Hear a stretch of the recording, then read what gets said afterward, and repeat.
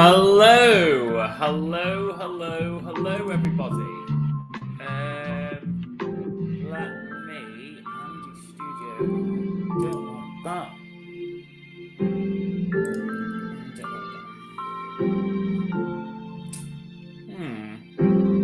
Anyway, let's stop that now. Let's stop that. Hi. So, how is everyone this morning? Morning. So, this is day 2 of the LibDem Conference, and I thought I would try and get in the game a bit early because my first one, it was less watching it live and more playing it back to back. So let me just fire up my screen here.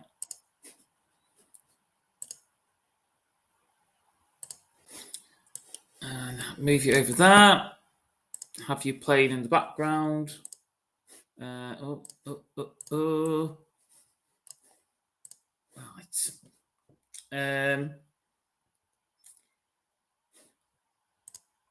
Let me just make sure I've got everything all set up. So I can see, so no one's, I've only just started the stream, so I don't expect anyone to be in the chat right now, but I have done my usual social media things.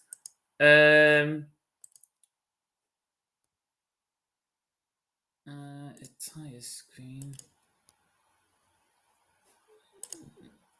I need to do the sound. Entire screen. Also share the sound.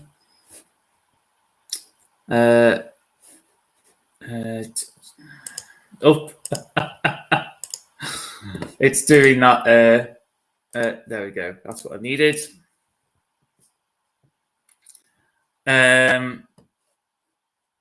And because it's LibDem Conference, why don't we let's try and make this a bit more exciting, eh? So let's actually try. So what is LibDem Orange? LibDem Orange.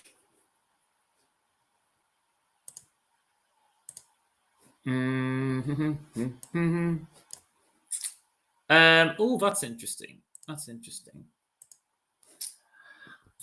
So I'm trying to do the background here, but it doesn't have a color wheel, which is a bit annoying. Why no color wheel? Name style clear. I just want. Why do I have to put in the color code? I want a color wheel. Oh, anyway, let's be boring. Let's keep it boring. Let's just keep the black background. I actually have designed an overlay, but because I decided to do the LibDem Conference so on the knee and so last minute and so rough and ready, I didn't really consider having. I didn't consider doing an overlay background for the purpose of the LibDem Conference live stream, but I have got one. I have got an overlay for when I do the Prime Minister's tier list, which I will be doing shortly. That'll be my next video. That will be released. And that will be done, and I will be having a +1 guest with Matthew Holbert. Hopefully, another +1. I hope to have two guests joining me as we fight it out to do the tier list on who we think are being the best prime ministers. But anyway, so good morning, hello, or good afternoon, or good evening, depending where you are watching this in the world. So it is day 2 of the LibDem Conference, and I thought so. I'm currently running the conference. So this is off the LibDem's official YouTube channel. Yes, the LibDems do actually have a YouTube channel. So YouTube is more than just a home to post funny cat videos or to have epic style, H-bomber style, epic odysseys that are video essays. I think that made sense. I think those were definitely words, Andy, but whether they were words that you can construct in a sentence is I don't know. But yes, the Lib Dems do have a. In fact, I should probably, because I am a Liberal Democrat member, I am the Yellow Rebel. Do I want to? No, I won't personalise it. It'll be mostly quite dry and boring. But yes, they do have a YouTube channel, and they do. And this is being broadcasted live. So the event in the conference hall in Bournemouth, it's currently being broadcast live, and I believe they've got a fringe going on. So I might actually, depending what time, I don't know if the fringe groups is going to be in the main conference hall or if it's going to be in a separate part of the building. I don't know if what Matthew Holbert's fringe. So Matthew Holbert, my panel regular. Let's go back a little bit. So Matthew Holbert, my panel regular, who people might have seen when I do my normal debates. He's at conference, and the reason he's at conference this year is because he's been invited as a chair, as a guest speaker, as a guest, like a host, a panelist for dignity for the dignity. I need to find out the name. So it's a charity. It's an organisation that is to do with dignity in dying. It is dignity with dying. I feel like that's wrong. So he is acting as a chair, as a moderator for the campaign group Dignity in Dying, which, if people don't know, they are a organization which advocates for assisted dying. I'm not sure if they support euthanasia, but basically they support the idea of giving people who've got lifelong or terminal illnesses a choice, be able to die, have a choice in their own death, and basically assisted dying and possibly euthanasia. I don't want to speak out for Dignity in Dying because I don't know what their positions are, and a lot of people think think assisted dying and euthanasia is the same. It's not. Assisted dying and euthanasia are completely different methods when it comes to. I guess assisted suicide is probably the best way of grouping them all together, but euthanasia and assisted dying are two separate things. So Matthew's a conference, and he will be a chair and basically hosting the Dignity in Dying Fringe with other Liberal Democrat members, and that should be quite interesting. So maybe we will get to see, maybe depending what time I wrap this up, we'll get to finish this. So yeah, that's what I'm going to be doing today. I'm not going to lie, guys. Part of me is kind of wish I'm not doing this right now because I'm really tired. I'm really, really tired. I've not even had my drink just yet. So I'm just going to take a sip of my tea. So sorry if it's a bit ASMR.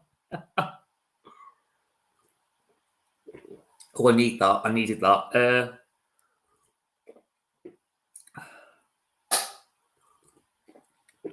So, right.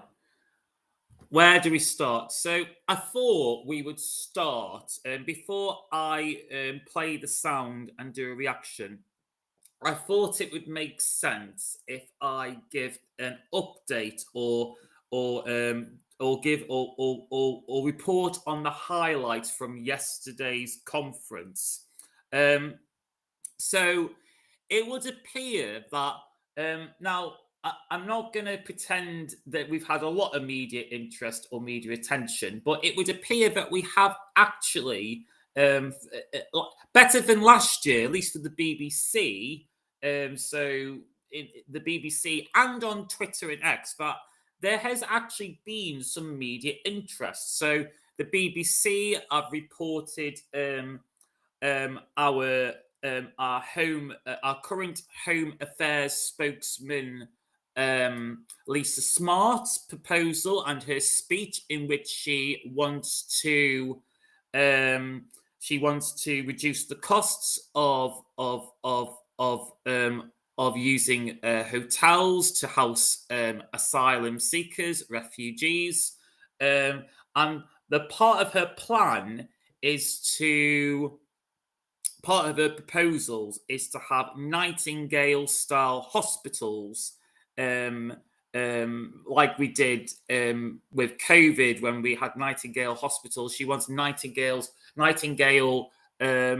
processing centres in which the government uses emergency powers in order to secure procurement, secure I guess like basically steamroll and fast track the process in getting these Nightingale style hospitals processing centres. Now, I actually did a reaction to a bit of a speech yesterday, which sadly it got no sound. By the way, don't worry, this is deliberate. I've deliberately muted this. I should in theory be able to get sound from this. I've just thought I would play it in the background, so it is deliberately muted.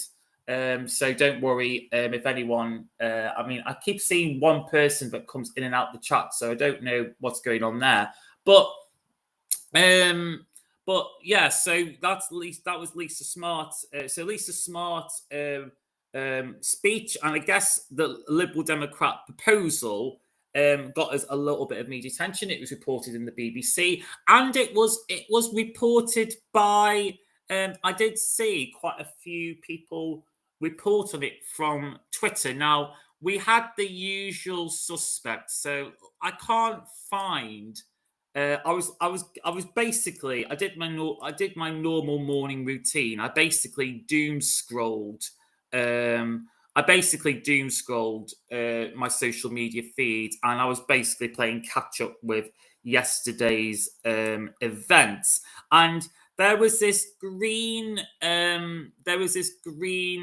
There's this green representative. I can't remember his name. I can't find him at all. No, I can't. I'm just drawing blanks. But there was this green representative who was basically trying to say, "Oh, only the Green Party care for migrants. Only the Green Party care for migrants." Which is just bollocks, right? I'm just going to say it. I'm just going to say it as it is. It's complete bollocks. Because when I first saw that on the news, I kind of, my first reading of that, when I saw the headline, the Lib Dems are going to crack down on using hotels. Yes, it was a very emotive language. Now, I heard the speech and I've read the speech since my original reaction to it. And nowhere in the speech or even in the policy press release does or even in the kind of highlights that she did like a kind of TikTok-y kind of short highlights. She didn't use language like that. It wasn't that loaded and that emotive. She was basically saying, "Look, we need to. They're costly. They're costly, and the issue is to do with the backlog of of asylum not getting their application processed. I just fundamentally disagree with this Green representative, because I just don't think it's fair. Like, the Green Party don't sound like they want to have propose a plan or have any proposals when it comes to dealing with the backlog when it comes to the asylum process. Now, I am very open-minded when it comes to immigration. I'm quite pro-immigration. I think it's a benefit to our country.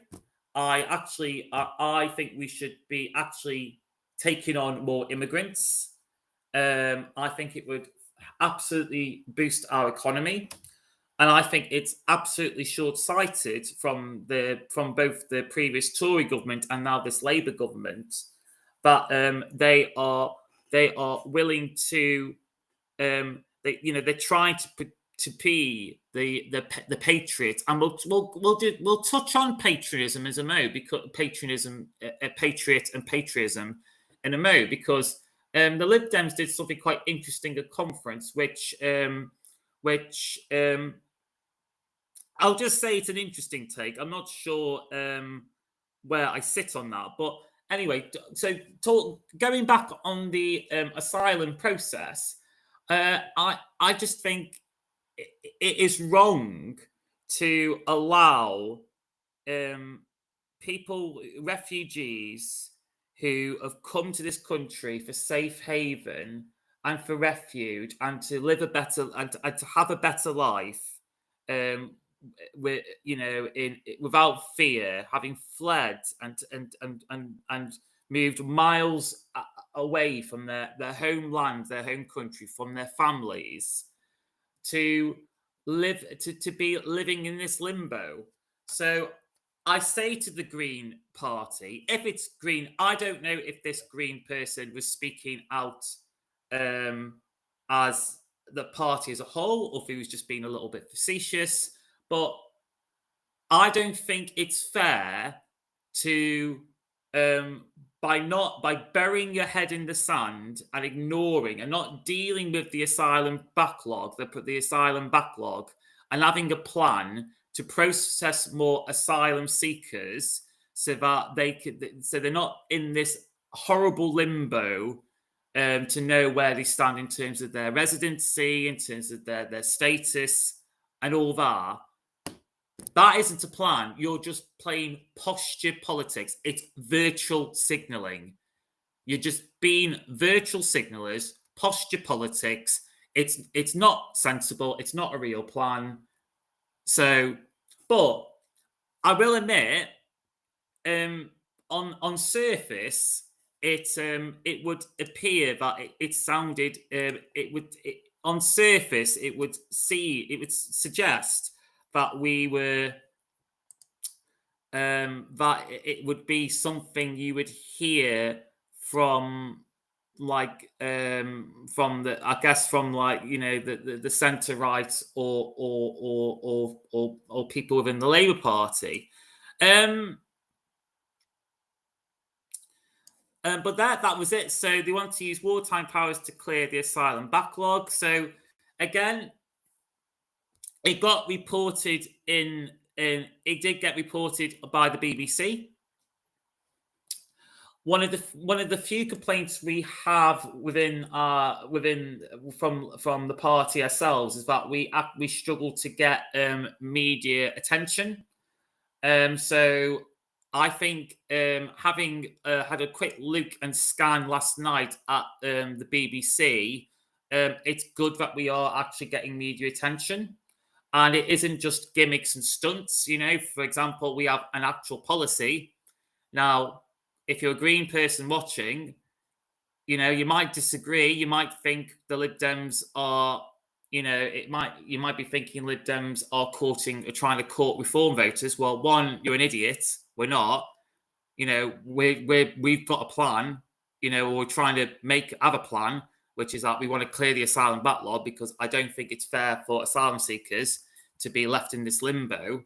So if you really, stop being, if you really care about asylum seekers and refugees, then you put forward a proposal to help deal with the backlog, because this is a serious proposal. Now, do I have issue? Do I have issue when it comes to the practicality of the proposal? Yes, I do, because I think it's all fine to say, like I said before, it's all fine to say, we've got we want to create these Nightingale style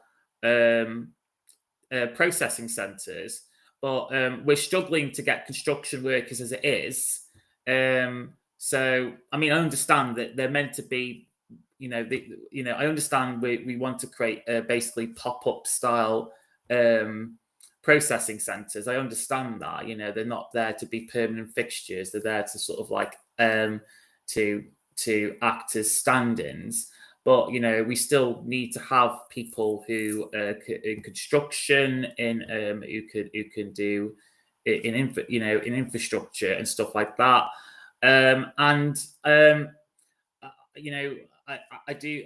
We're struggling to get. I mean, part of the reason we're struggling to be able to build more houses is that, one, it is partly planning laws, which obviously Nightingale-style hospitals, I assume, will overwrite a lot of these planning laws. But two, workers. We haven't got enough workers in the construction industry. So I think it's like and also just having staff. And making sure these processing centres are staffed, because again, like I said before in yesterday's stream, it's pointless saying, right, I'm going to build a hospital, but it's not going to be staffed or managed by anyone. It's pointless. It's absolutely pointless me doing that. So I think there has to be questions about how we go about that. Now, whether we, ironically, because this is about refugees and asylum, not about immigration. So those are two separate points. Ironically, what we might have to do is that if we struggle to get, if we got an issue of staff capacity, we might have to ironically change the visa rules. So we would include things like immigration officers and customs officers as being skilled workforces. So they would be allowed to not be part of a quota scheme. So ironically, if we're serious about wanting to deal with the asylum backlog, so people's applications is processed quicker, we might actually have to hire skilled customs officers and immigration officials from abroad. So, but immigration and asylum, I do think we should try and have two separate. I do think they are two separate things, and I think they have to be dealt like. But like I said, I am quite open borders. I'm close to open borders immigration anyway. I hope one day it will live in a world, in an international world and community where borders and flags are obsolete. But yeah, so that got on the news yesterday. So again, it's not just stunts and props; it's actual serious proposals. Yesterday, I'm not going to touch on this too much, but yesterday we did get a bit of attention regarding the Lib Dem debate, the rejection of the debate on trying to block trans women from the Lib Dem diversity quotas. That has gotten the news today. And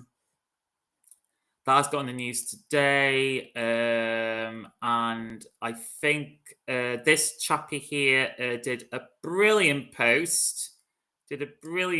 About it. Oh yes, and something else that's been again, this has been circulating online.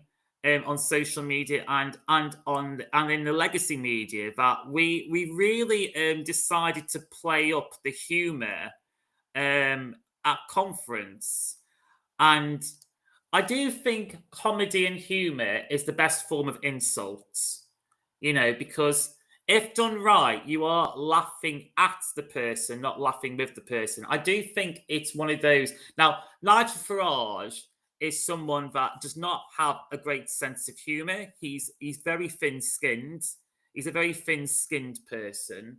We only have to watch him in interviews, but he he can get quite explosive, quite combative,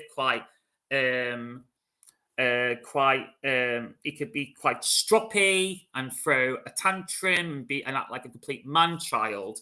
So I just think this is absolutely perfect. James Heal, deputy editor of The Spectator. I am going to follow you. Deputy editor of The Spectator. Interesting banner there. Very interesting banner there. Oh, he works for The Spectator, but you know what? He sounds like he's got a fun sense of humour. I like that. Anyone that likes The Simpsons is all right on my book. Now, so I've noticed quite a few. Reporters have been commenting on the way. I've been reporting on the way in which. Oh, there we go. So. Yeah, I completely agree. So so that got in the news. I wish it didn't get in the news. It did get picked up by things like the Telegraph, the Guardian, in their kind of rolling news feeds. Now, I don't buy the Sunday newspapers, and I also don't. I'm not a subscriber to newspapers or to broadsheets like the Telegraph and the Times. But I did see the Telegraph report on it yesterday. Although I will say, the Telegraph's reporting was not. It was not accurate. It was quite biased. So. Lib Dem trans quota Telegraph.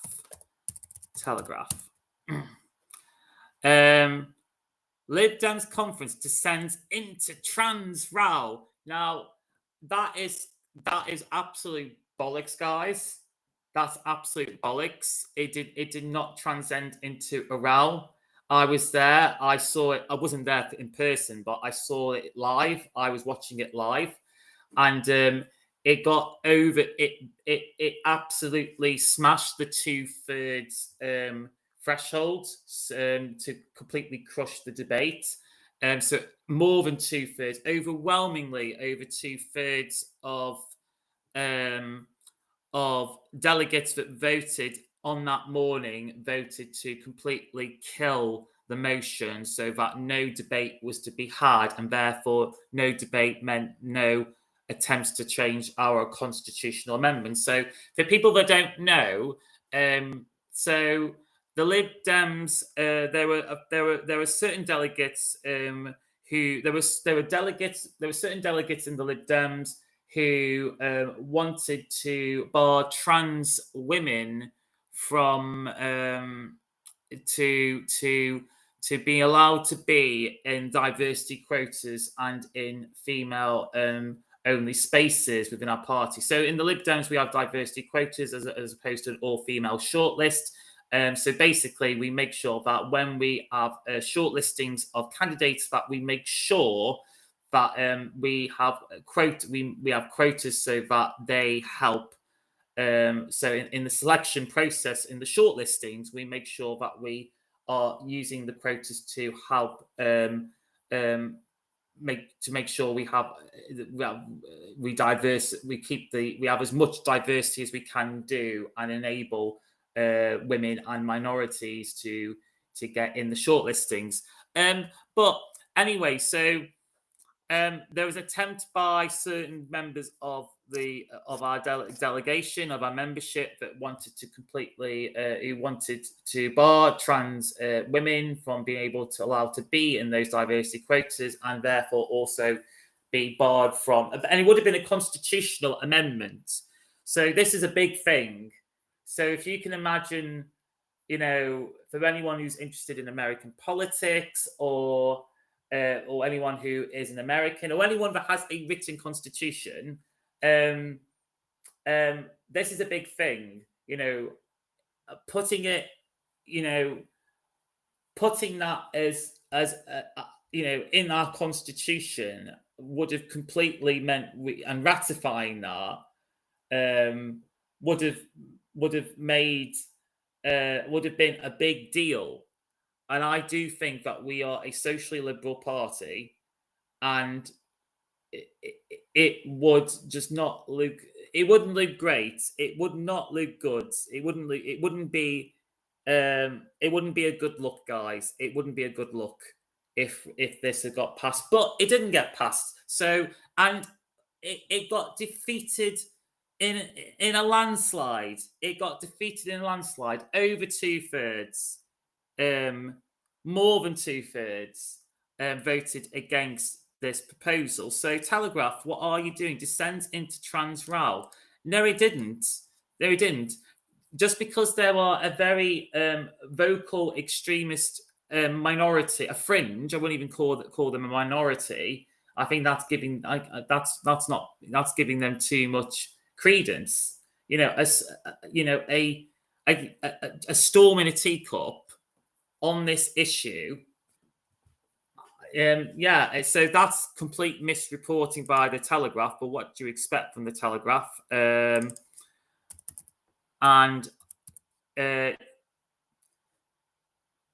It's been reported. It's been reported by the Guardian. It would also. 2015. Sorry. It's got reported in the Guardian, the Telegraph and the BBC. I'm surprised the Guardian has it. I saw another newspaper, and I saw another media outlet that reported on it. So that got reported yesterday as well. What else? What else can I? So Laura Koonsberg has written an opinion piece regarding Ed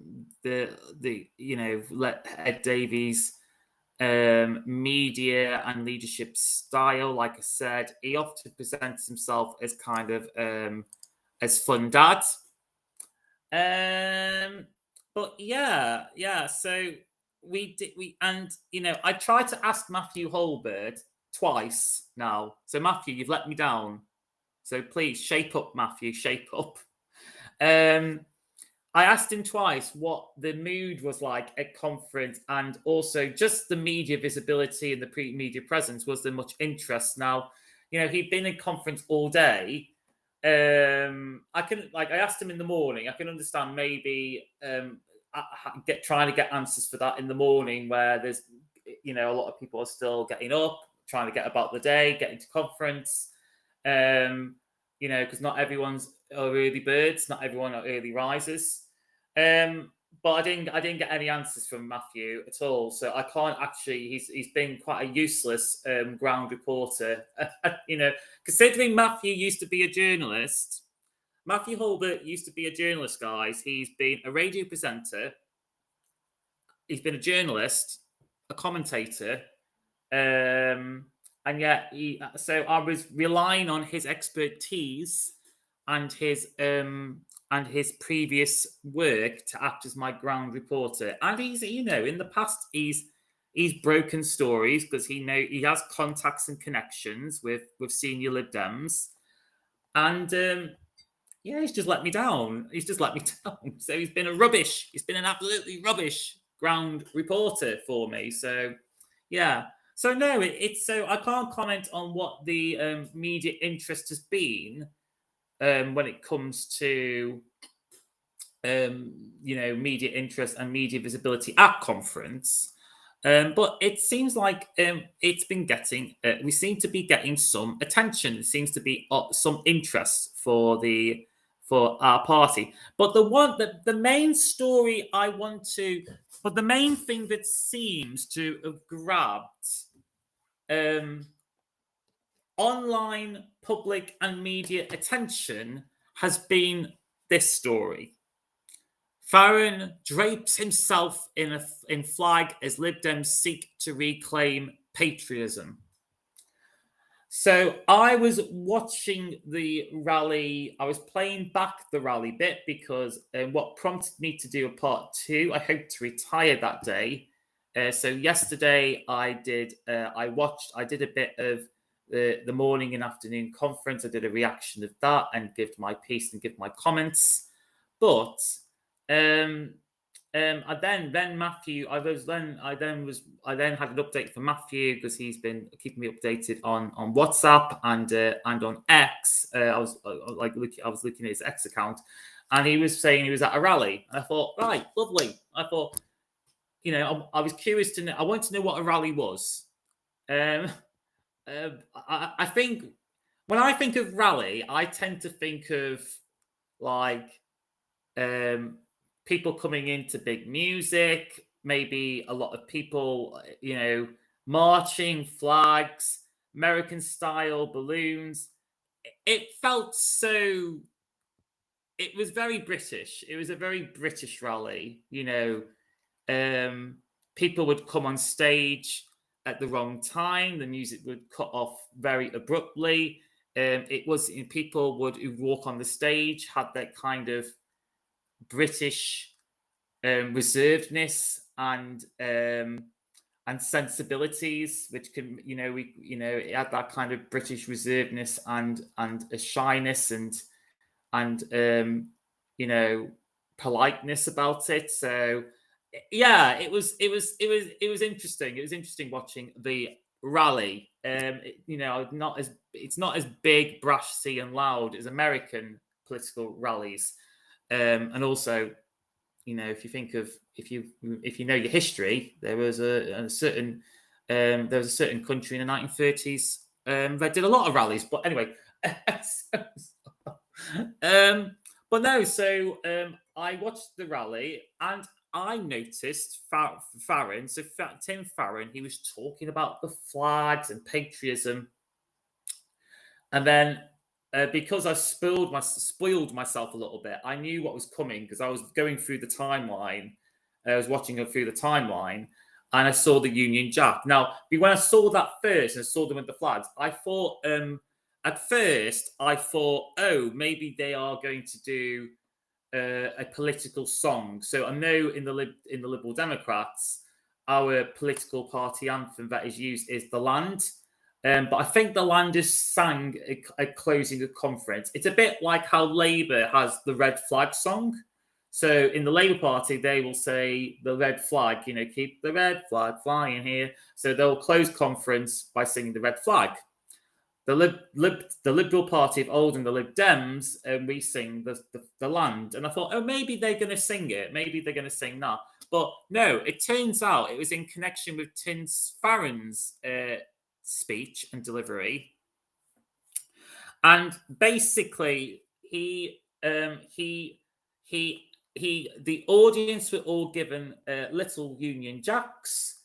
Tim Farron draped himself in a man-made England St. George's flag with a Union Jack cross in one of the kind of squares of the Union Jack, and basically he basically said, we need to reclaim the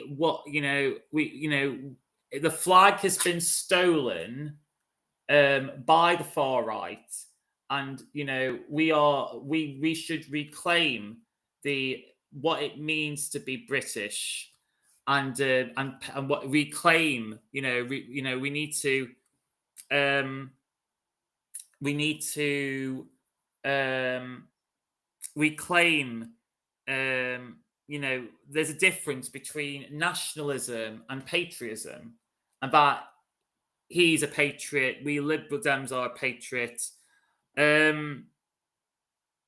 And yeah, it was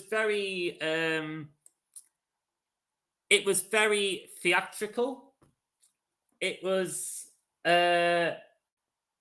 it seemed to have worked. The audience, the crowd seemed to be on board. Now, not everyone was on board. Matthew Holbert has my friend Matthew Holbert. He has a very different opinion when it comes to the flag debate. He thinks it's a bit too far gone, the flag debate, and he. Oh, excuse me. Let me just get a drink.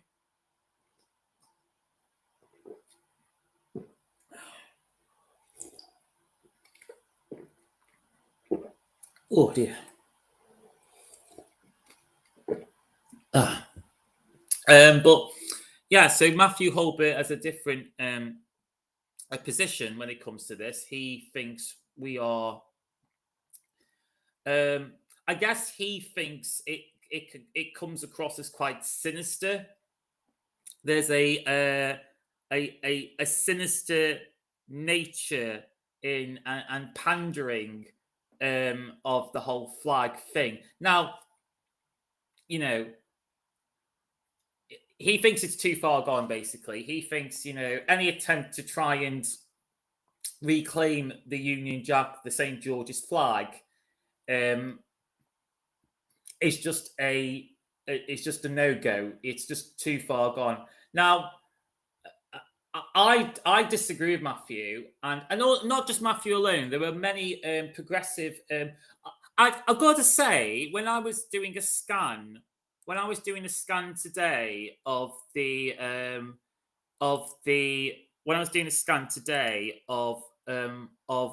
online public perception, well, for starters, so going back to Lisa Smart and now what appears to be Lib Dem policy.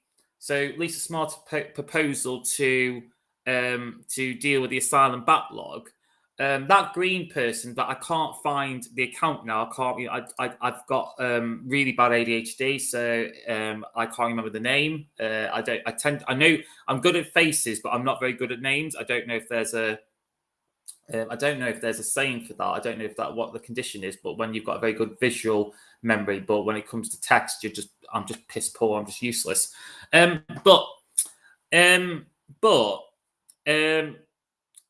That had quite good reception. I was seeing people who weren't reform voters. They're certainly not Greens. They're not progressives. They're probably your Rory Stewart's centrist dads. They're probably Middle Englanders. They're quite. They're not nationalistic. They're not jingoistic, but they're concerned about immigration, and they just want to have sense. These are people who would naturally have been One Nation Tories. They've been One Nation Tories, and actually, I did also see some people who, I know they're not going to vote for the Lib Dems, never in a million years. They're basically your reform types, but even they were saying the Greens have no sensible policy on immigration, and even the Lib Dems are having to accept the argument and saying, we need to deal with it. Now, I think a lot of those people who were attacking again, I'm not doing justice here. I wish I could find that person's account, but let's just. Maybe it's let's eat your greens.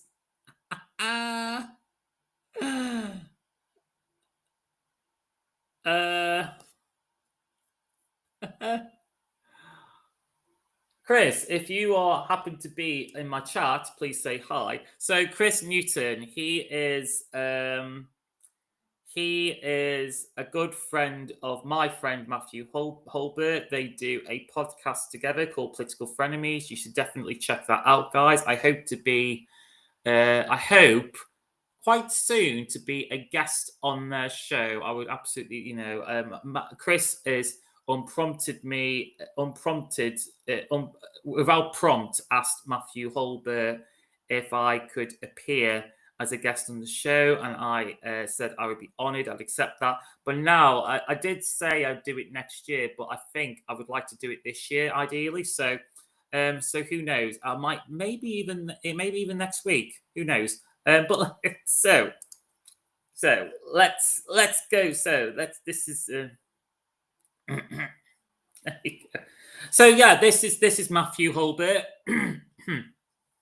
Now, this is the thing is though. So coming back, let's get back on message. This is getting reported on social media. It's getting positive reception from even progressives.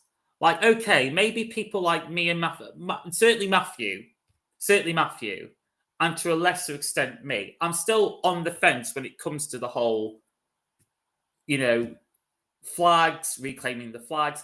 I'm just an internationalist. And also, like I've said many times, both online and privately to people, when it comes to flags, I don't care that much. On either side of the debate, I don't understand why people get so riled up and so passionate. It's a piece of cloth on a stick. That's all it is. It's a piece of cloth on a stick. There's more that defines your nation. There's more that defines your nation, your heritage, your pride, than just a piece of cloth on a stick. I'm just being brutally honest there. I just don't care. I don't care much about the flag debates. But anyway, I don't think. I mean, look at that. It's got Politics UK. It's been reported on the BBC. I've seen it in the broadsheet. Now, I still think we've got a media problem. I do still think we've got a bit of a media problem. Still in the Lib Dems, because even though it's had that, it's day one at LibDem Conference. Now, that would be fine if if the media treated reform with the same in the same measure. If it was measured, if reforms was measured in the same way, but reform on day one, it was plastered all over. It was literally front page, on BBC websites.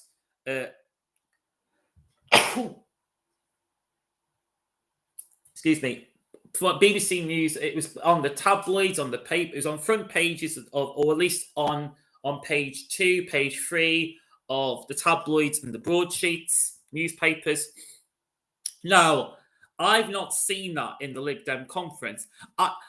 It's better though. Compared to last year, it is getting reported. Like last year, I think, given how successful we were at that general election, I was surprised. Yes, it was. We did get media interest, and it was reported. But I don't think the interest was as. I don't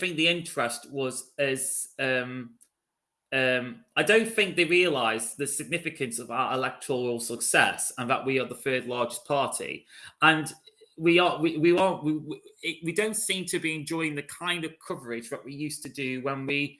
Again, we're once the third largest party under the times of Nick Clegg and Charles Kennedy and Paddy Ashdown, etc., and the ones before. So I do think there's a media problem, but the fact that this is getting any attention at all, and it's creating debate, conversations, discussion about what it means to be a patriot, and I thought. Tim Farron saying we need to separate the connection between nationalism and patriotism, I think is sound. I think that is really. I think that's really good. I could not put it better myself. And it's getting us attention. It seemed to work for the crowd for the most part. I know Matthew had no part in that. I know Matthew Holbert did not partake, and he still has his issues. Now, I said to Matthew, like I said, it's got us in the news, which is important right now because it's a very crowded space. You know, we've got all these competing parties at the moment, but it's got us in the news. I had a quick scan of our social media. And it seems like progressives have broadly found it a positive. There are a few progressives. I'll be honest, mostly in the Green Party. I'm not going to lie, but I think a lot of it is more to. I think, and by the way, I know Greens, and I get on with a lot of Greens, but I think there are, like any party, like any political party, there are always going to be people who like are just not great representatives, who are just so tribal. I get politics is about batting for your team, but there are some people in political parties who are just so damn trivial and so damn tribal that they will find any opportunities to make political point scoring on, even to a political party who broadly we're in agreement, or we at least have a lot of things in common with. And I do find, I have a harder time with the Greens than I do with Labour people. I'll be honest. Labour of recent times, I've had more disagreements on policy and ideology. I have more agreements with the Greens, but I tend to have a difficult time with the Greens, with Green people. Again, very broad, very brushstroke, but I have easier time talking to Labour people, even when I fundamentally disagree on policy. And that tends to be my frustration with some people on the left. But there we go. That was a little bit of a rant there. But no, it's got us in the news. That's what we need. We're scrambling to have this. Space. And yeah, I had a quick. And again, progressive seems to be reporting it positively. Now, I do think, like I said to Matthew there, I do think, we aren't loud. We don't do our when it comes to patriotism, we are quite reserved. We're very reserved with our patriotism. We aren't loud. We aren't big. We aren't, when it comes to British patriotism, we aren't America. We aren't big and loud. We're quite reserved. I like it. It's understatement. We're understated when it comes to our patriotism. Like, for me, when I see the British flag, like in America, you see the American flag nearly everywhere. And you get so desensitized by seeing the flag, but it just loses any meaning. Like I did call it, I did say earlier, why do people get so riled up over a piece of cloth on the stick? But in the UK, because we only get the flag out on special occasions, it feels special. It makes it feel special. And also, what worries me as a Liberal Democrat is that, for a long time, our philosophy, our identity, and our policies have always had an internationalist outlook. It's always had a internationalist outlook and worldview. And I do ask, like I said, I wish we'd thrown. I said it right here. Plus, I wish we had EU flags thrown in. Just saying, Lib Dems, we are still a European party, right? I get that I understand the need to try and reclaim the flags, you know, from the far right. But I think the Lib Dems need to remind themselves that we are internationalist party, an internationalist party, and with a very affirming European outlook, and I think that needs to be reminded. So it would have been nice to have just had a few EU flags in.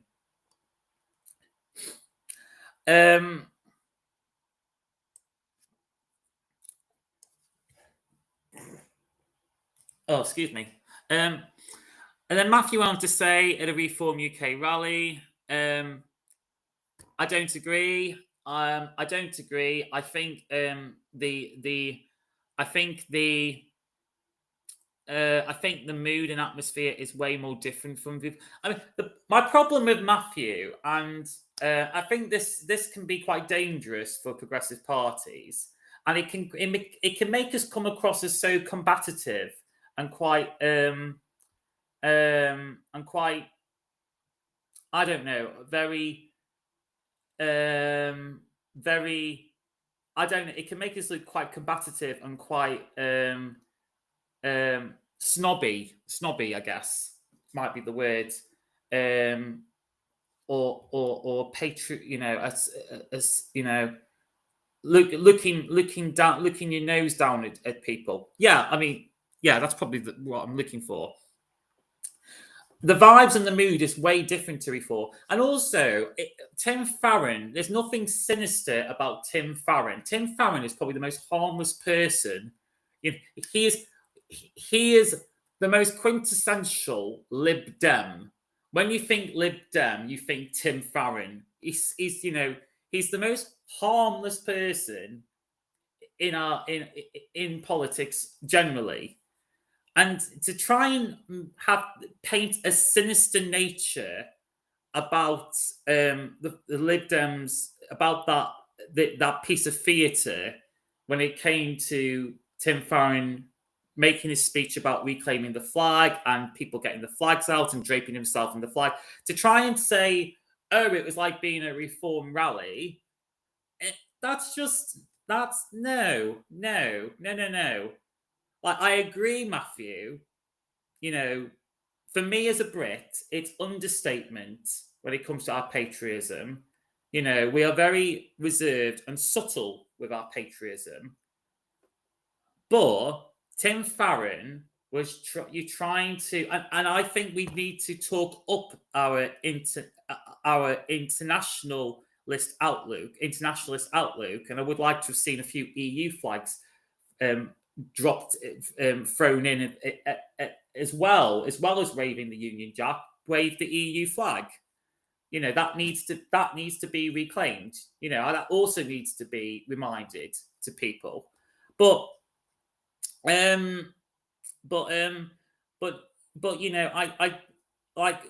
just think we need to remind us that, like I said here, but I do wish the Lib Dems remind ourselves of our European outlook.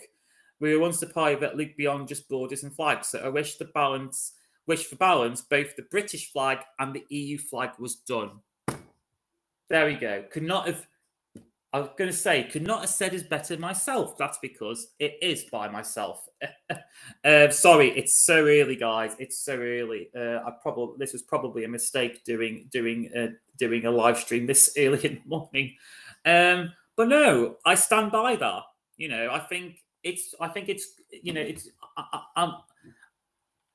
I'm glad we want to try and reclaim the Union Jack and St. George's flag. I think it's good. I think as liberals, as what true patriotism is for me, that's good. But I wish we'd also thrown in the EU flag, because I think that's getting lost in this conversation, this debate. And I think we need to remind ourselves that we are a party that tries to look beyond borders, nations, and silly things like flags.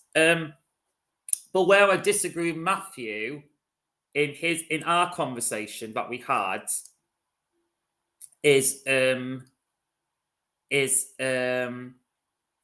the fact that it can't be reclaimed and it's not liberal, and there's just this sinister nature. There's nothing sinister about Tim Farron. There's nothing sinister about the Lib Dems. In the same way, there's nothing sinister of drag queens trying to reclaim the Union Jack.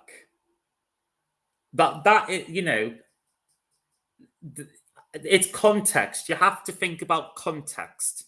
And I think Matthew is, in my disagreement with Matthew, I don't think these conversations is helpful. And, I just think, I'd love to have, in terms of the theatrics, I wish we had done more to promote our internationalist outlook, maybe thrown a few EU flags, had an EU flag draped around Tim Farron or an EU flag in the background, as well as the Union Jack. And also maybe a speech in which we remind people we want to look beyond just nations, borders, and flags, But, trying to connect it with Reform UK, saying it's very illiberal, and any attempt to reclaim the flag is just a no-go. It's just untouchable. I just disagree with Matthew, because it would appear it's been warmly receptive. It's been warmly recepted online and in the news media, and it's paid off. It's got his attention. It's got us on the BBC. Now, it hasn't pushed us into front page news with the tabloids, because I've got it up here. Because if we go in the news today, now again, that's fine. It's day one of conference. I'll be keeping a good eye out when it comes to Ed Davies' speech on Tuesday. So Wednesday's papers, and seeing how the media reports that. But so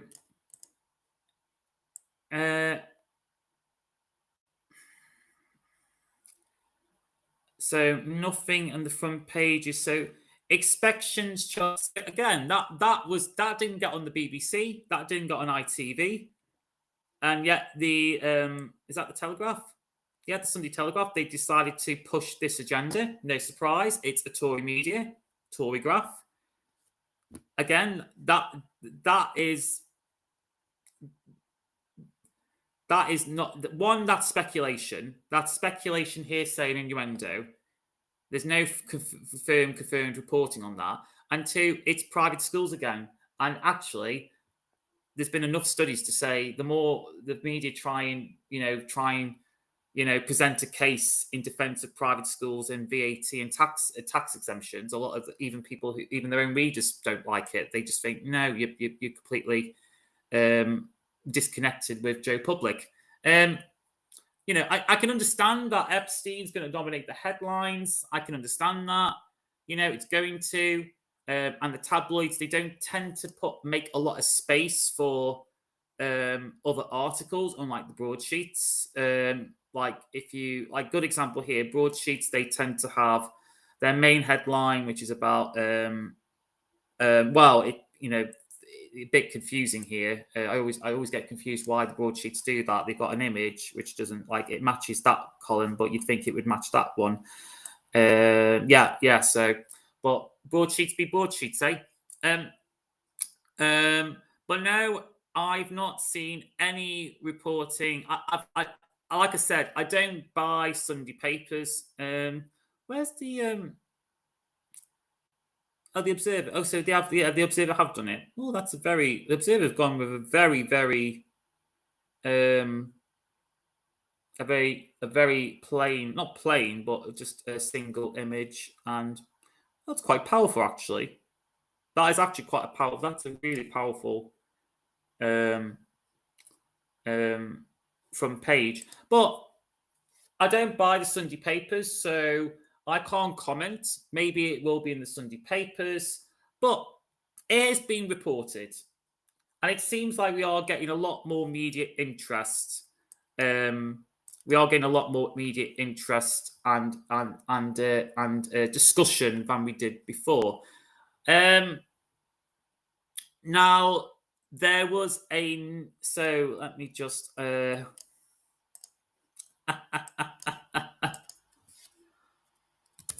not a fan of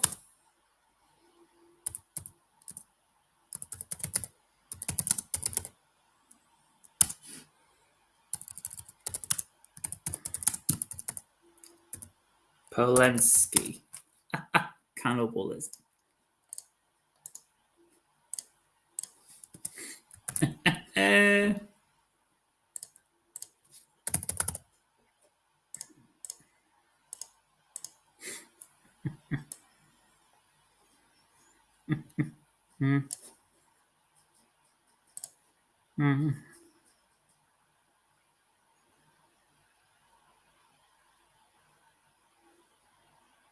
Oh.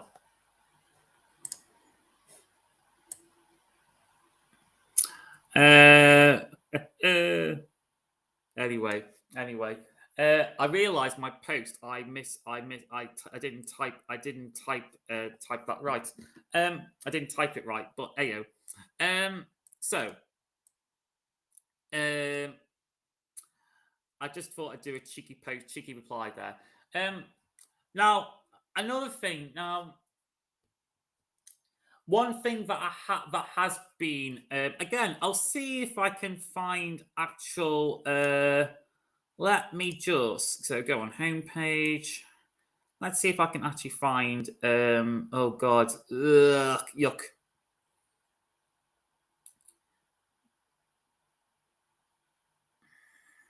No.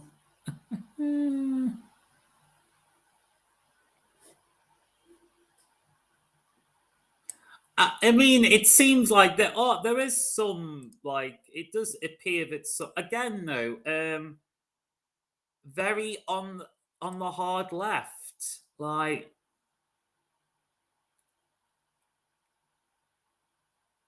again they do. I'm curious to know what the feedback's been. So they got quite a lot of likes. Not gonna lie, but I've also seen a lot of progressive media personalities. So a good example has been Narida. Like they reported positively about they reported positively on the whole on our on this. Yeah, like they've reposted that. They've reposted it. There where else have I seen it? So gotta love it. Again, it seems like it's at least getting again, you know, some news is better than no news. So it's getting some attention at least. Maybe the whole stunts and the flags is a bit Marmite for people. Maybe it's a little bit Marmite.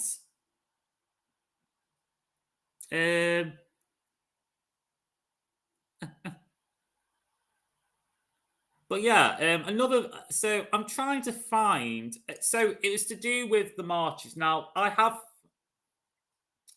It has been noted that this has been quite getting. I'd say when I scanned my social media. In fact, let's just have a look because this.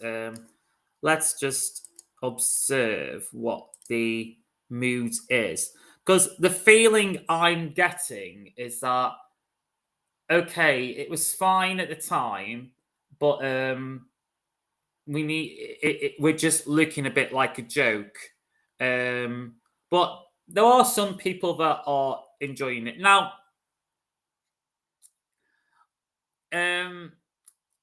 Like I said before, I think it can humanize people. It can make it a bit more personable. It can make it a bit more fun, a bit more cheeky, and I think if you are of a younger demographic, a younger persuasion, who live on their phones, who live by TikTok and memes, I think I do think there is an appeal or a draw towards that.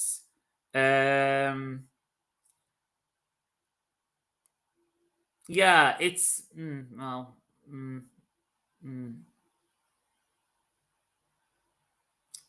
But it's the reception's not been. I mean, probably Twitter's not the best place to do it.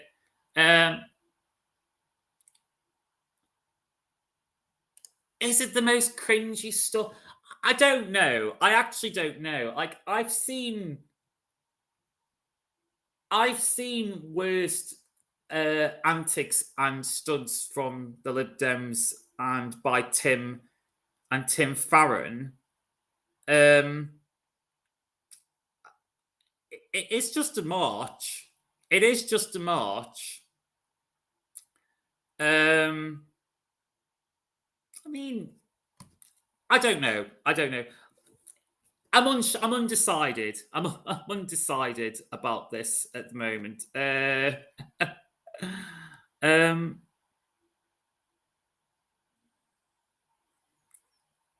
Oh God, there are some really. Why did I open my Twitter?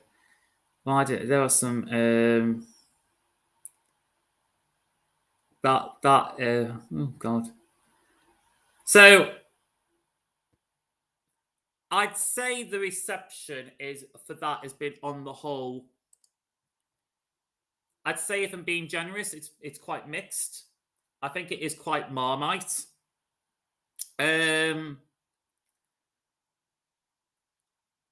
Yeah, yeah. Anyway, I'm gonna have a quick break, guys, just to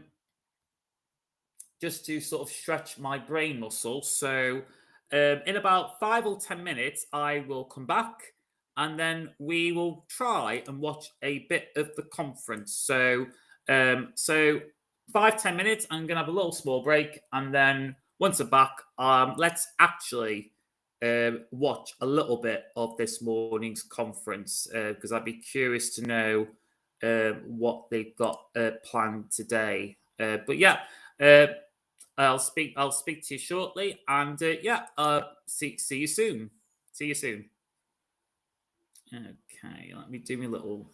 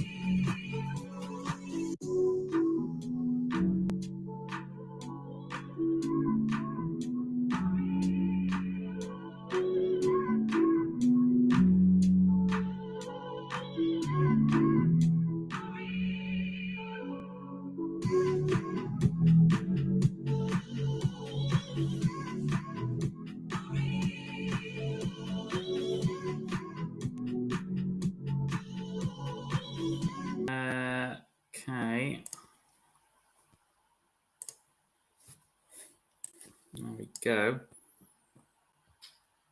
Right.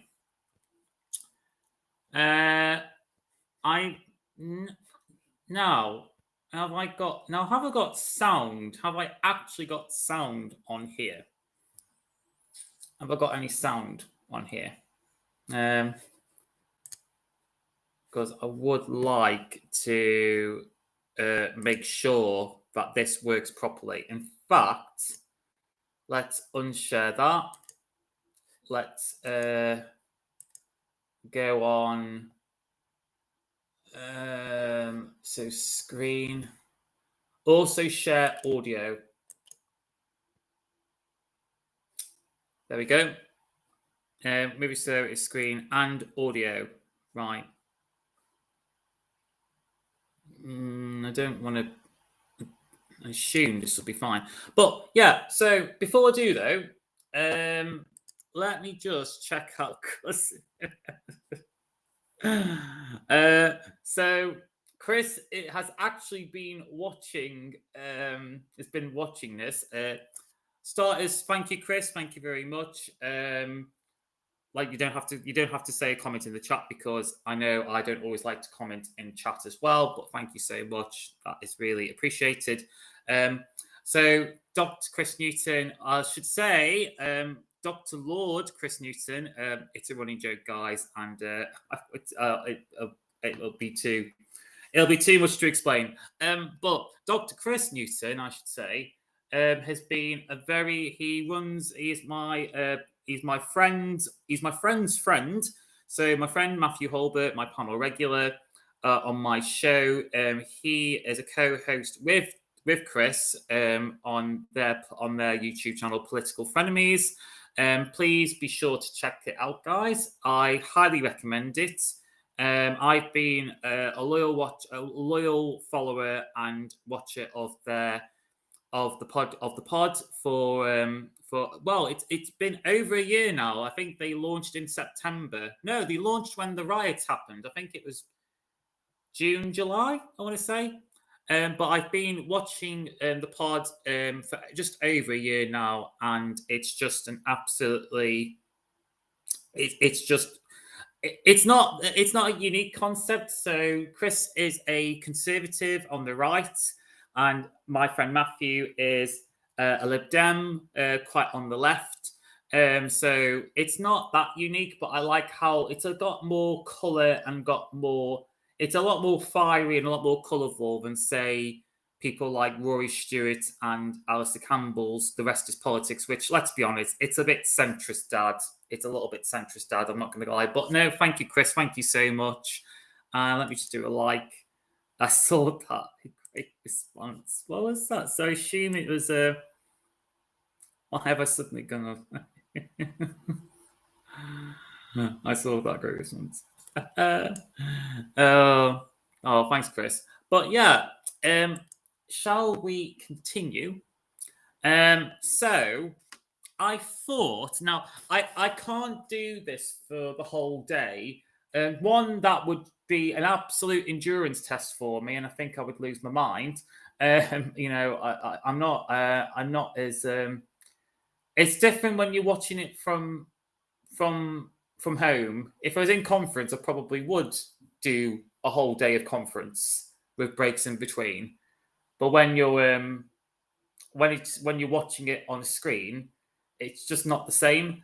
But anyway, I've got plans today. I'm going to be seeing my dad. I'm going to be visiting him in about. I'll be visiting him soon in about 12. I'm going to be setting off for 12 o'clock, so I'll probably need to. So I think I'll do half an hour. I'll do half an hour, maybe just over half an hour. But yeah, I've got plans today, so I can't commit myself for a whole day of streaming. I know some people over on Twitch and other well-established YouTubers do, but I can't commit to that. But anyway, so let's actually play this. Let's put some sound on and let's just sort of get a reaction of the Labour government talks about growing our economy. of this morning's connecting conference. Our communities with affordable and reliable rail service is exactly how you do that, while also delivering healthy living and greater equality. And as many have said, we can take inspiration from the past, from the Stockton to Darlington railway that started it all, from our European neighbours who've shown that reliable, affordable rail transport can be more than just a dream. And as Joe said when he moved this motion, investing in our transport network is an investment in our future. Not making this investment has a cost too. It increases the sense of left behindness that many people in places like rural Devon, the Welsh valleys, and market towns across our nation feel. Communities still suffering from the impact of the beaching cuts and decades of underinvestment. I welcome the amendments. It's a bad time to jump in. In fact, I'm actually going to put the captions on. Of course, it'll be unavailable because it's live. I jumped in at the worst time in the middle of a speech. I wonder if this is to do with tidal and flood defences. I assume so, given the conversation.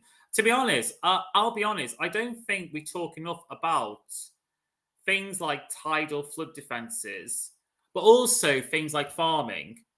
And because I think food security and just like the security of our ecology and biodiversity isn't getting talked enough in any political party.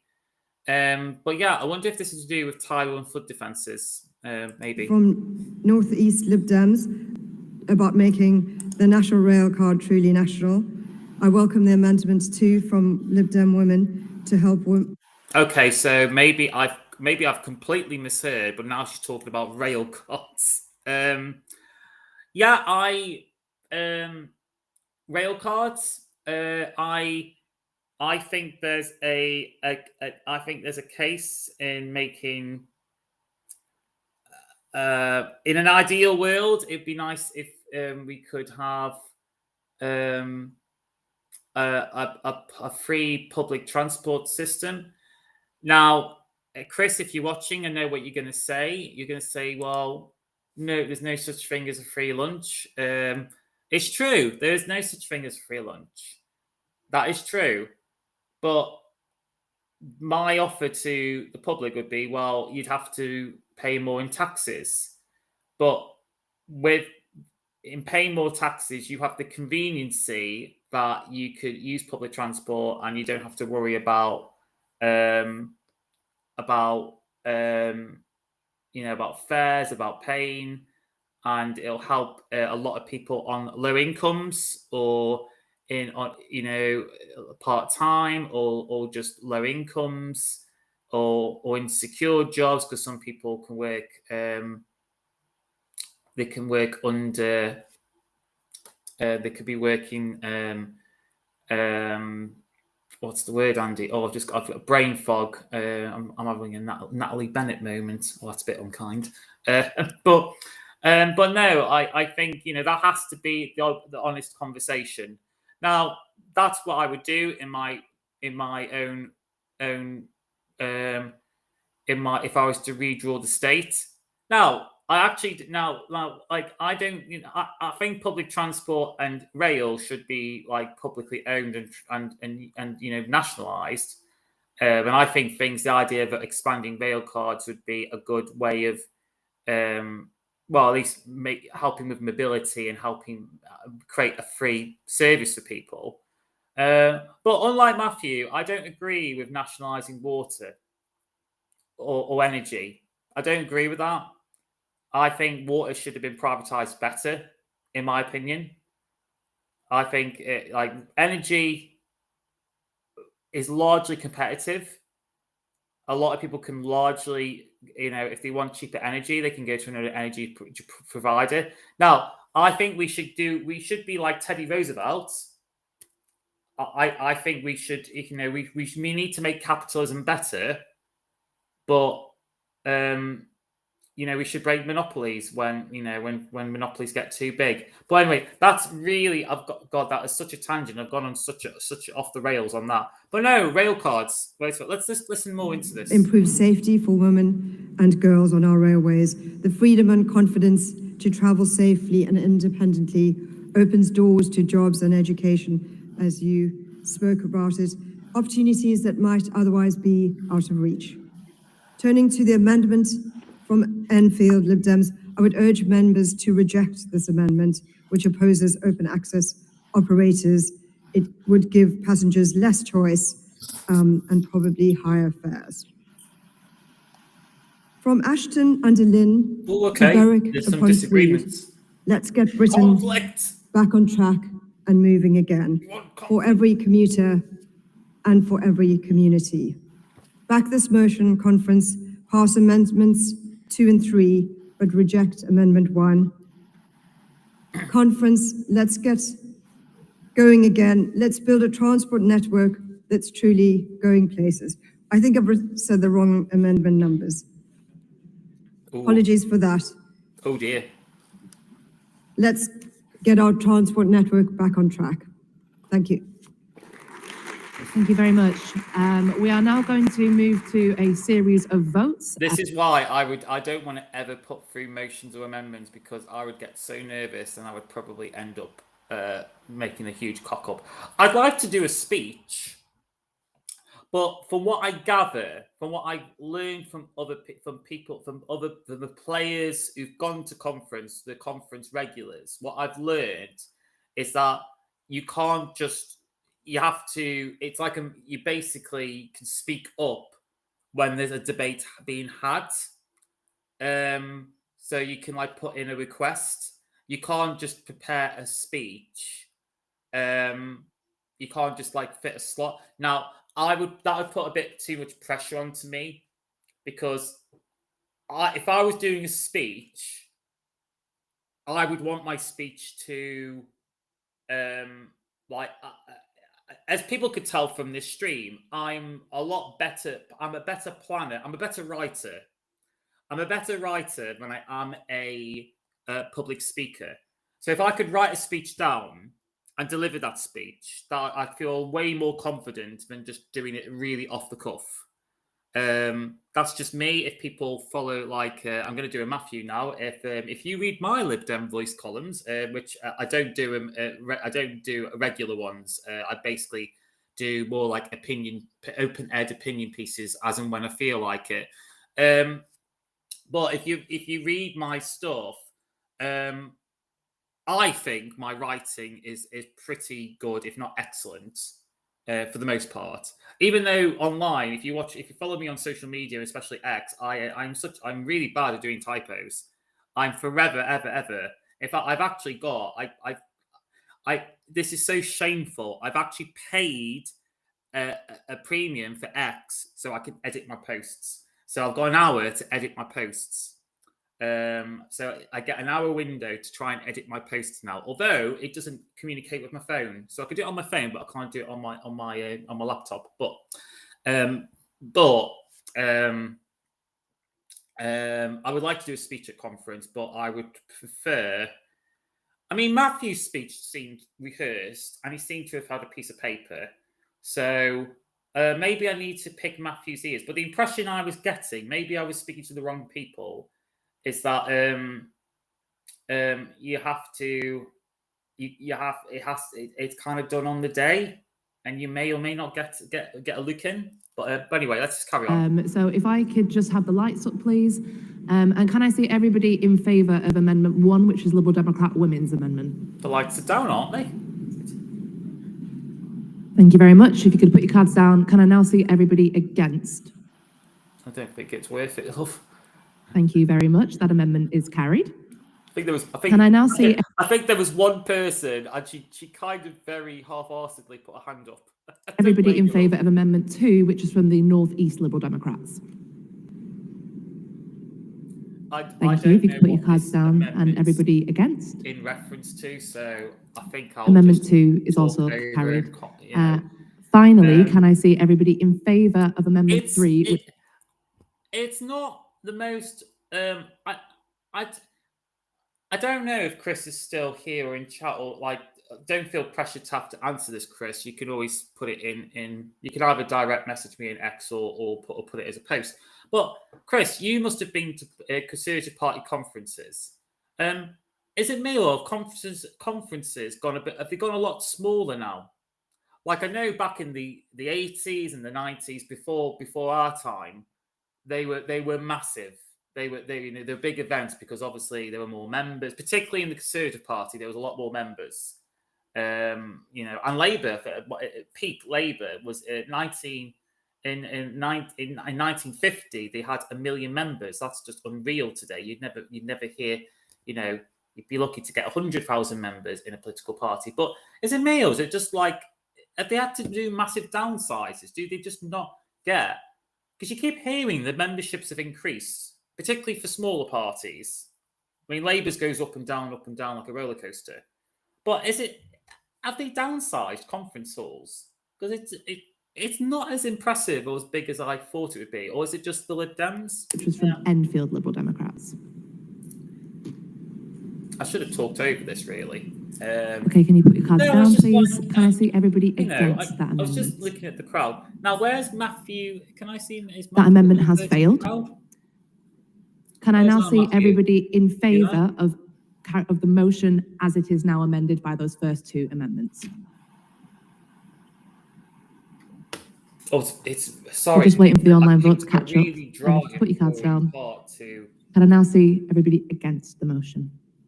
I don't even know what they're voting on. I assume it's about transport or being kind to badgers. The motion as amended has passed.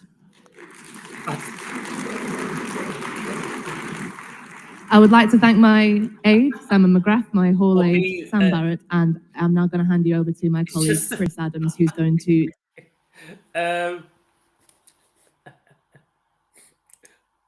Thank you, Chris. Thank you. I assume this is off, so that's the channel Political Frenemies. I'm assuming this is Chris, and it's not just Matthew Holbert who's trolling me. You should be voting. If it's you, Matthew, you should be voting. You should be voting motions. That's cruel, Chris. That is cruel. Well, it's as they say, it's not the quantity. It's the quality. I mean, I could be a bit unkind to the Conservatives, Chris. I mean, what's your Youth Conservatives average age? 80 now? I've taken that from Private Eye. I've taken that. I knew it was you, Chris. I knew it was you. Don't worry, I knew it was you. Seriously, I haven't been for years.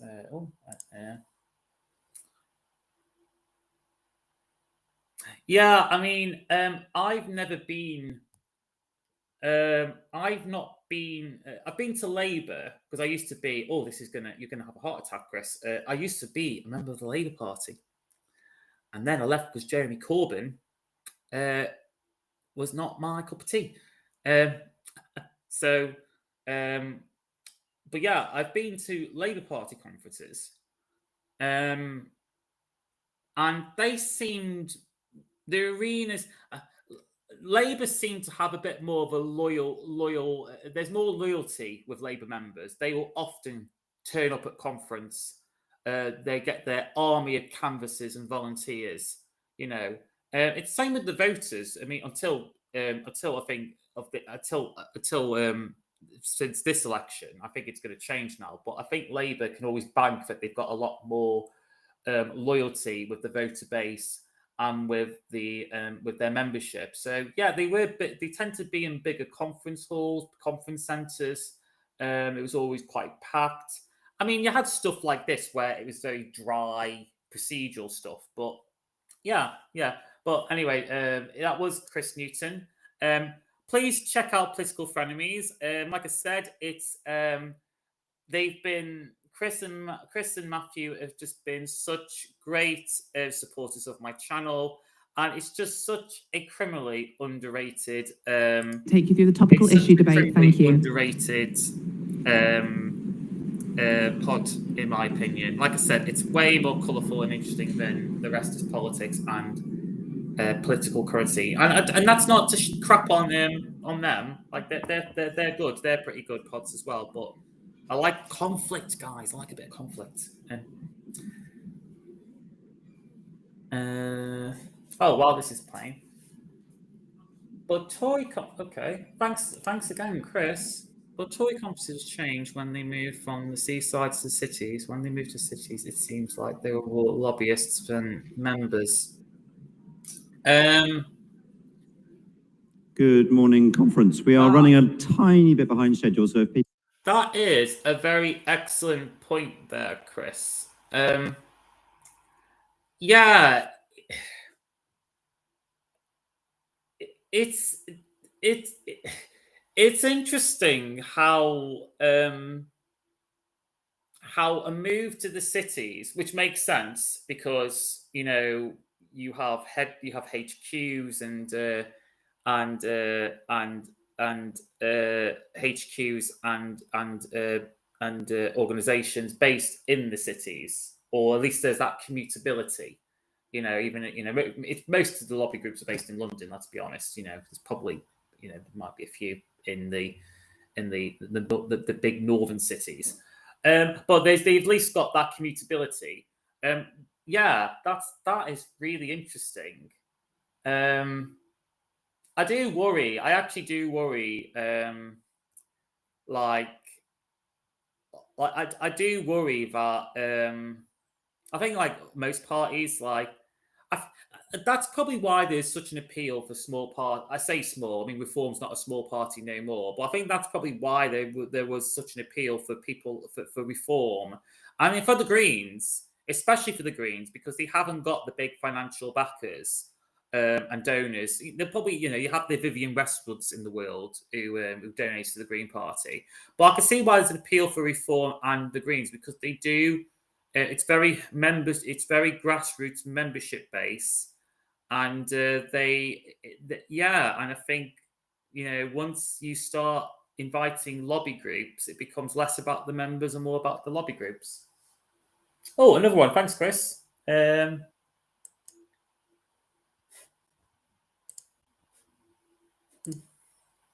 pause that.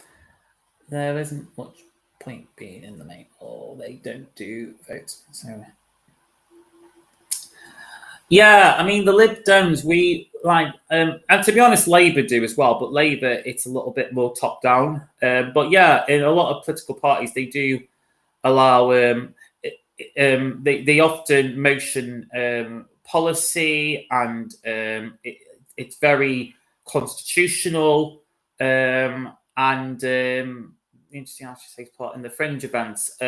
Yeah, we do. We have fringe events as well, both Labour and my time in Labour, and obviously from what I'm learning from the times I've heard from others, and from Matthew today, Matthew being in a fringe today. Yeah, they do fringes as well. But yeah, it's I do like. I've got a friend who's a Tory, and David, his name is. He used to be he was a campaign manager for Andy. He was in West Midlands, the West Midlands mayor, Andy Street, and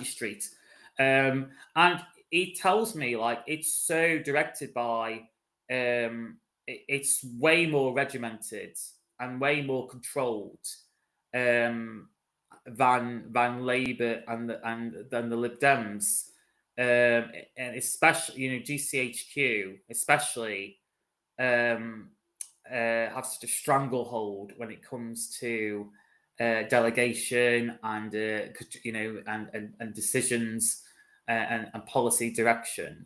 It was such an insight to learn from that. But yeah, like I don't know, maybe like I know William Hague's legacy when he was Tory leader is that he allowed the membership to vote for the leadership. So I wonder, Chris, if you think the next leap now, at least what we're not, not sure if Kimmy Badenoch can will last to full parliament before she's booted out. But maybe her legacy could be to finish that job and allow members to decide on policy. Do you think that would help or be unhelpful for the Tories? And the complete destruction of Gaza. Today, as I stand before you, Beit Hanun in the north of Gaza lies flattened, an apocalyptic landscape, completely destroyed by Israel. And now Gaza City burns. The confirmed death toll has exceeded 65,000, 20,000 of them children, and at least 166,000 are injured.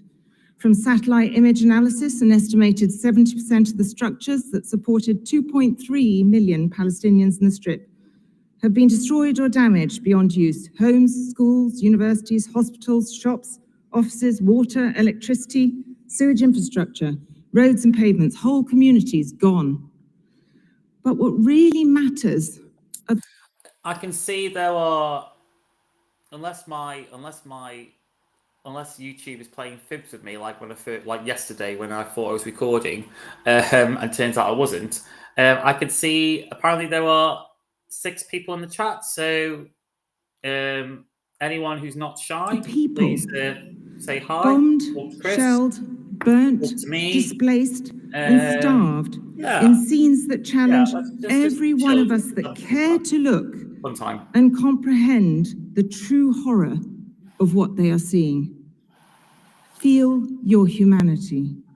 Scenes brought to us by brave Palestinian journalists who pay a heavy price for doing so. A year ago in my speech, I asked us to call on Israel to lift the ban on foreign journalists accessing the Gaza Strip until the international media has... It's quite sad what's happening in Israel, because Israel like to bank on the whole, we are the most liberal, free democracy in the Middle East. Now, yes, in a lot of respects, they still are. You know, they allow free elections, free and fair elections. Well, in terms of their civil liberties, you know, they've overextended their reach and are doing some of them, like even Jewish Israelis are now just finding it so deplorable, and they've like made arrests of people accidental arrests of people who they thought were in support of the enemy. But yeah, it's access, I argued. It should be assumed that Israel has acts it wishes to hide, which means the conduct of genocide is all the more plausible. Israel has not lifted the ban on foreign journalists entering Gaza, and it has not undertaken any of the provisional measures ordered by the International Court of Justice in January and March 2024, obliging Israel to take action to prevent acts of genocide in Gaza and allow for unimpeded access to humanitarian aid. Today we call Israel's war on Gaza... I think it would make conference a bit more interactive as a... Oh, let's show that on screen. I think it would make conference a bit more interactive as a response to reforms events. But you're right, it's always been tightly controlled. It would be a major cultural change. Thank you, Chris, again. Yeah, I don't know. Like, it's like we... in the Lib Dems and obviously when I was in Labour, we got it so it's in our DNA. It's just so rooted in our conference, in our values. So it for me, it just seems really alien that you would not allow paying members to have a voice in party policy, no matter how much I would disagree on. I mean, to be honest, Chris, I think there'll be some things that I would be in agreement with. Like, I agree in tax simplification. I actually think we need to make our tax system more competitive. Like, I disagree with Matthew that we just raise the top rate of tax or wealth taxes. I actually think we need to do an uproot and overhaul our tax schedules. So we just streamline dividends, capital. Anyway, but I'm not going off topic. But it seems alien to me that you'd not allow members a voice or say. And I think there's always been that disconnect and tension between the leadership and the membership. And I think yeah, it would be a culture shock. I would agree, but I think, you know, if Kimmy is putting party before herself, I think she would try and enact some serious, bold changes to help the mechanics of the party, I would say. But yeah. Genocide. Good And in point doing there, so, Chris. we amplify the voices of international and Israeli NGOs, many governments, but not the UK, and the UN Human Rights Council. And with this comes responsibility to take immediate action to prevent genocide. But Israel's war on Palestine is not just in Gaza. Less well understood is the sheer misery for Palestinians in the illegally occupied West Bank, where they are subject to a ruthless apartheid regime, dispossessed, dominated and oppressed, and subjected on a daily basis. One thing I'm noticing at LibDem Conference, they've been a lot more colourful with, I've noticed, in my observations from the rally, they were using, so in the rally, they got their MPs to speak, to make a speech, to make a platform speech. I noticed they kept using Donald Trump. Now, I know Donald Trump has I know Donald Trump has been in news because of his state visit, but I thought it was interesting that they really doubled down and went after Trump quite hard in their speeches, but also the language that's coming out of from the Lib Dems, like they've been saying things, I think are quite Tory things, like calling the national insurance contribution tax a jobs tax. And some of Daisy Cooper's language felt very Tory-esque. So I think they're playing because there's enough opinion polls to suggest that even Conservatives don't have a positive opinion about Donald Trump. He's not like I think even 2/3 of it was a YouGov poll, and I think nearly 2/3 of Conservative voters have a very negative opinion about Donald Trump and disagreed about him of his state visit attendance.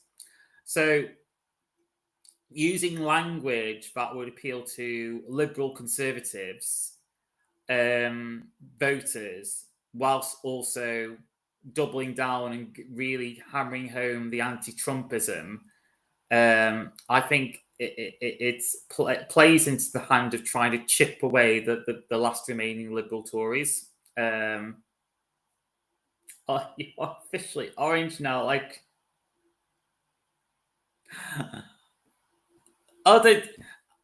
Chris, I'm not happy about this. I'm not happy with this Cheeto color.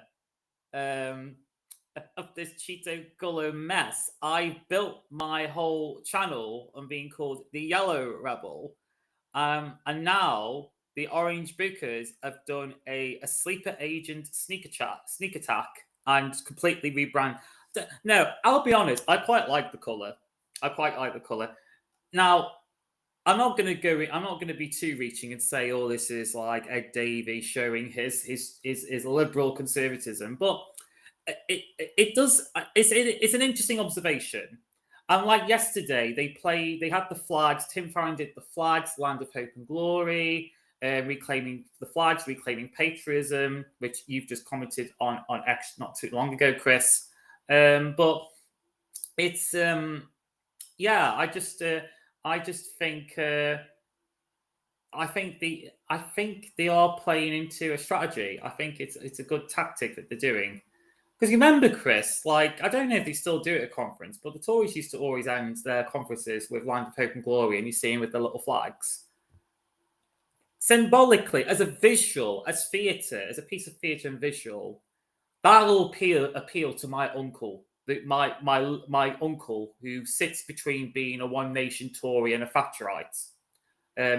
Sorry, Chris, you lost a 30-year plus Tory voter over Brexit. That's how much he was a card-carrying Tory, and you lost him over that. But he's politically homeless at the moment. But maybe he'll probably. I think there'll be some appeal. There'll be some appeal to that. But anyway, to settle an IDF it's meant to be violence. my live reaction. Less well known than the plight of the Israeli hostages is that of I 10,000 think Palestinian I'm prisoners, going to including try children, held in and- notorious Israeli prisons and detention centres without any semblance of a fair justice system. Let's get And up to subjected speed. to Let's stop on well-documented- this guy. I found them to have such deep humanity, in spite of all of the pressure and the provocation, that they haven't resorted to energy. They look out for each other. There aren't the homeless on the street, in spite of the poverty and the deprivation and the apartheid treatment that they receive. They have restored my faith in human nature. So let's be friends to both Israel and to Palestine. Thank you very much. There are people watching. Can I please ask Leon What's that? Duveen to Just stand got- by? And I now call Alistair Well, they just Carmichael, got left- MP. I mean, it gets the view. It gets the views, guys. It gets the views. If you got off to do your dishes and you left it Thank you, playing, Chris. then Good I'm not morning, gonna complain. conference. In Scotland, we have a thing that we call whitabootery. And it's when you're in They didn't. Oh, thank you, Chris. They didn't when I attended. Oh, right. Okay. Yeah. I know it was a big thing in the 90s. Maybe this was part of Cameron's, cuddly softly Tories. Maybe, I don't know. I thought they still did. I thought they still did. Interesting. And also just to show on the screen, and Chris has also said thanks as well. And engaged in a as well. debate and you put the I'm half tempted, Chris. I know I've said I've suggested, and I think you also unprompted because I spoke to Matthew before, and I think you then messaged Matthew literally the week that I asked Matthew, "Oh, I'd love to be on Political Frenemies." I'm half tempted to do it this week, but I don't know if you've got something planned. I don't know if you've already got a guest planned. But I would be curious if you're needing a guest. I'd be quite happy to do this Friday because it's LibDem Conference, and it would LibDem Conference would have concluded, and I think it's Labour's I want to say next, or the Tory, yeah. So it'd be good to make comments, and obviously the political the political week's news. So very strong case for while you're here, I one-sided. just thought I'd, What you then get I'd is, ask on instead of that. an answer of that, you get the, well, what about this and what about that? And if ever there was an argument that lent itself to whitabootery, I'm afraid, sadly, this is it. We've heard quite a lot of it today already. And, to those who have offered us some of that, I just say this. If you wait for perfection before you allow change, then you will never see any change at all. So let's get away from the whitabootery and bring the focus back, as Liberals should surely do, to the individual tragedies that we have seen in Gaza and in Israel since the 7th of October. So let's remember the hostage. yeah, it's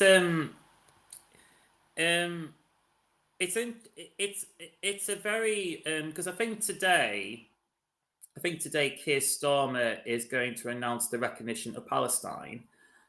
So I mean, if you're on the progressive side of politics, or even if you're not, because my uncle certainly is deplored, the Tory, ex-Tory, he finds it absolutely deplorable what Israel is doing in Gaza.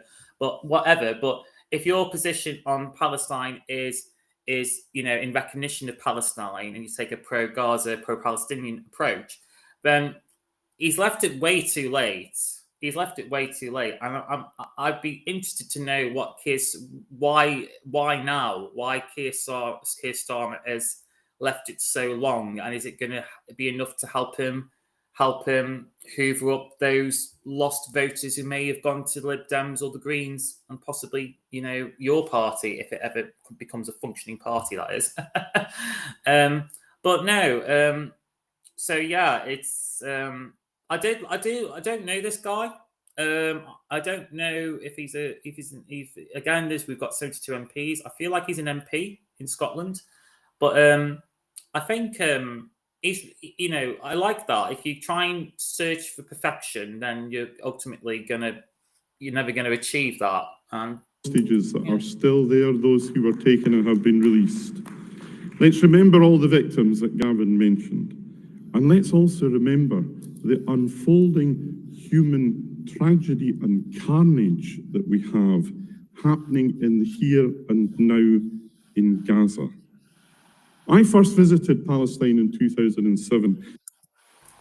Oh, thank you, Chris. I think that would make sense, and you have an interesting debate with Matthew going on about the flags. I don't know if Matthew already has someone planned, but I'll suggest it to him. Oh, cool. Yeah. I'll make mention to Matthew. So later on, I'll mention to Matthew, and yeah, we'll see what happens. But like I said, I'm not. One, thank you, Chris. I would appreciate it, and because to be honest, I'm just a bit of a fanboy of the show, if being honest. So it'd be good to go in as a little bit of a groupie, I guess. Groupie, is that PC now? Can you say groupie? I got told off once for saying groupie in a WhatsApp chat. This is where as a PC liberal, there are times where even I get frustrated with my PC friends. I didn't know what I did to have caused upset for saying groupie, but anyway, a fanboy of your show, so it'd be fun to be on the show. But yeah, I'll speak to Matthew, see what the vibes are, and yeah, we'll go from there. And also, thanks, Chris. Thank you so much for offering to let me be on there. And I would love to go on as a special guest. And yeah, Alistair. Yes, Alistair. Okay, I recognise the name now. Yeah, I do recognise the name. I was able then actually to. That's embarrassing, but a Tory knows more about our Lib Dem go to Gaza, to Gaza City, and I came back. I spoke at conference then, and I said that what I'd found was moonscape. It was a city. I'm actually a reform sleeper agent, Chris. I'm not actually a Lib Dem. I'm doing a bit of a. I'm a reformer mole. I'm a reform mole. A bit like how Liz Truss was a Labour mole. I think that's my. And how many times have we bombed that rubble since then, so that now it is surely. I thought you'd like that, Chris. Dust. And today or tomorrow, the United Kingdom is going to recognise formally the Palestinian state.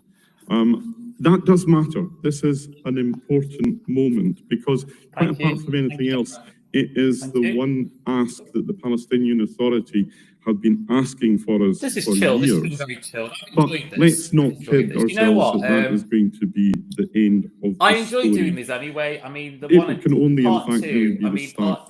part two I did last night. I don't think I had anyone. I had like 3 or 4 people watch it, but it dipped to like 2 again. But I enjoy these. But it's nice when you can get a few people talking. We've got to move now to meaningful implementation of the advisory. Oh, and Chris. But if I can do this week, I got a gift. I got a gift for our Matthew. I could wear that. Oh, I could wear that. I could upset Matthew and wear that on the recording. Don't tell him. This is our secret. I fished this out by accident. Actually, I found it when I was doing a clear out, and I thought, oh yeah. I mean, this isn't like my dad's got a genuine. It's an antique. We went to Bulgaria, so he's got a genuine with certification and all that. He's got a genuine military hat, which is a home. But this is just like it's not real. It's like mass produced. It's like it's a fake, you know. But we knew it was a fake anyway because I used to be a bit of a commie. And then I got mugged by reality. But there we go. Yes. Opinion of the ICJ, that has got to mean a complete arms ban on Israel and an end to any sort of military cooperation. So no more overflying, no more visits from visiting Israeli generals and the rest. That surely, we cannot solve this conflict, but we can make sure that when we are called to account for our culpability in allowing a genocide to happen. I think this is the strongest I've heard a Lib. Obviously, he's not speaking because it's being debated. He's not speaking, but this is the strongest I've heard someone in the Lib Dem say calling for a arms embargo, which I generally on the whole, on paper, I do agree. However, I do like I was having this debate the other day. I was having this conversation about you know, is it a one-state solution or two-state solution? My friend said to me like, oh, a two-state solution would have worked 10 years ago, but it can't work now. So it has to be a one-state solution. Now, I can understand that. I think in a very romanticized, rose-tinted way, it'd be good if we can just like, you know, they you know, Palestine was restored to its former borders, and they lived cohesively as Palestinians, as Jews, as Christians, etc., and as Jesuits, and you know the rest.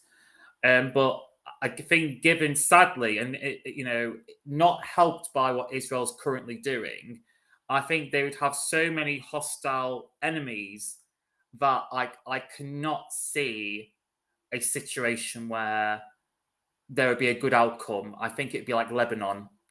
Chris, I would be curious because you're a military historian. I'd be curious to know your thoughts. But anyway, back on Alistair Carmichael. Yeah, this is the most strongly worded that I've heard. We're able to say someone in the Lib Dems actually call Thank you very much, Alistair. Can I now ask Callum Miller to stand by to submit on the motion? And I mean, I suppose a trade embargo, it's the difference between trade and an arms embargo. An arms embargo would mean you just stop trading arms. But there are some people calling for a economic embargo like we did with South Africa.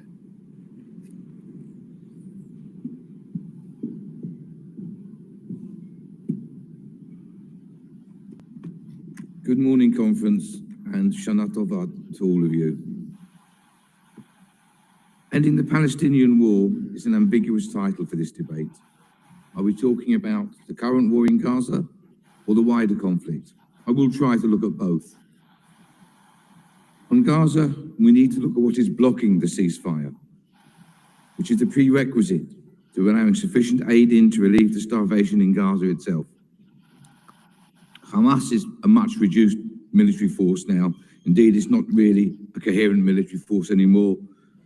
Those Hamas units left are acting as guerrilla fighters or thugs, staging opportunist attacks on the IDF, and oppressing Gazans by carrying out punishment beatings and worse on those they accuse of collaborating with the IDF or simply opposing Hamas. As well as Hamas is stealing for aid and reselling it back to people at exorbitant prices. That's actually from Palestinians and Gazans I speak with. The only cards they have left now are the remaining hostages. But the Netanyahu government no longer actually seems to care about the hostages.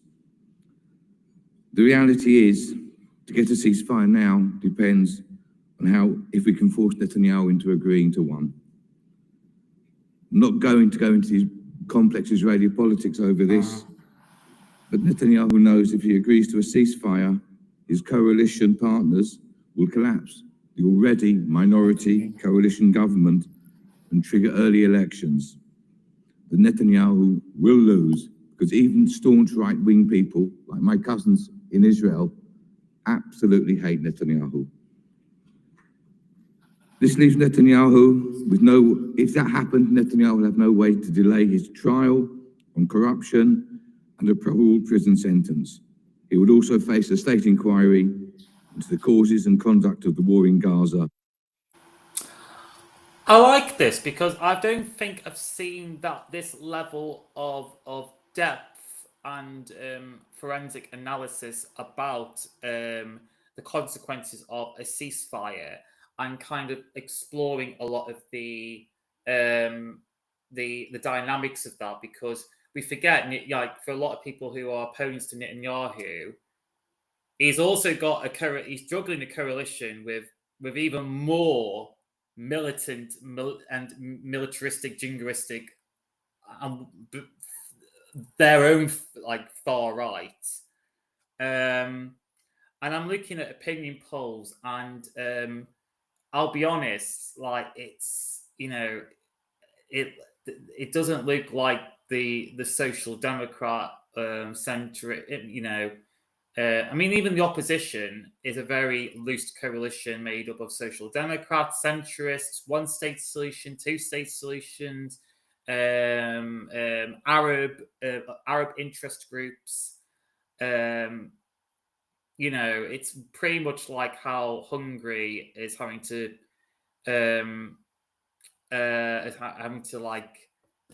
scramble up a coalition with you know, with various factions in order to oh, thanks, Chris. Share on the stream. I'm more sympathetic to the Israel. I mean, I'm sympathetic. I'm sympathetic too. As like.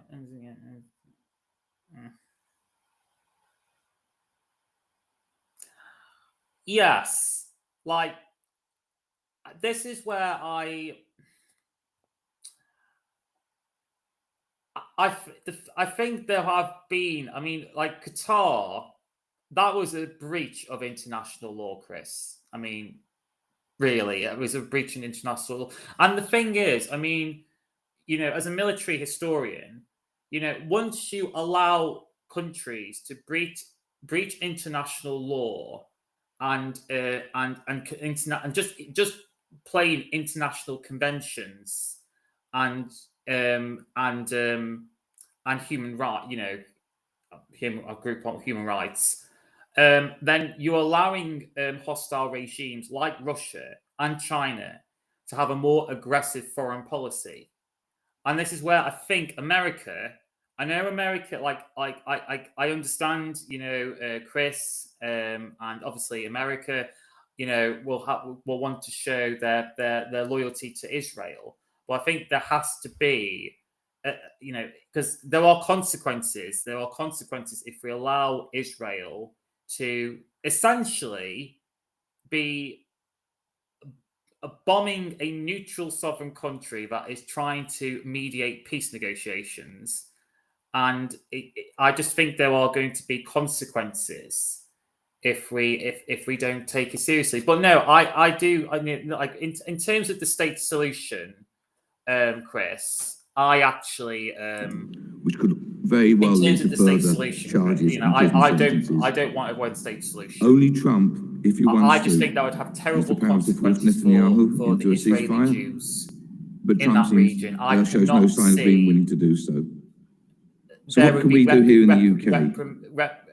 On a diplomatic level, our government needs to keep up the pressure on Netanyahu. So I do think. But more than that, the UK needs to be ready to work with the EU and Arab partners in that region to create a clear plan. I mean, for Gaza. Yeah. After a ceasefire.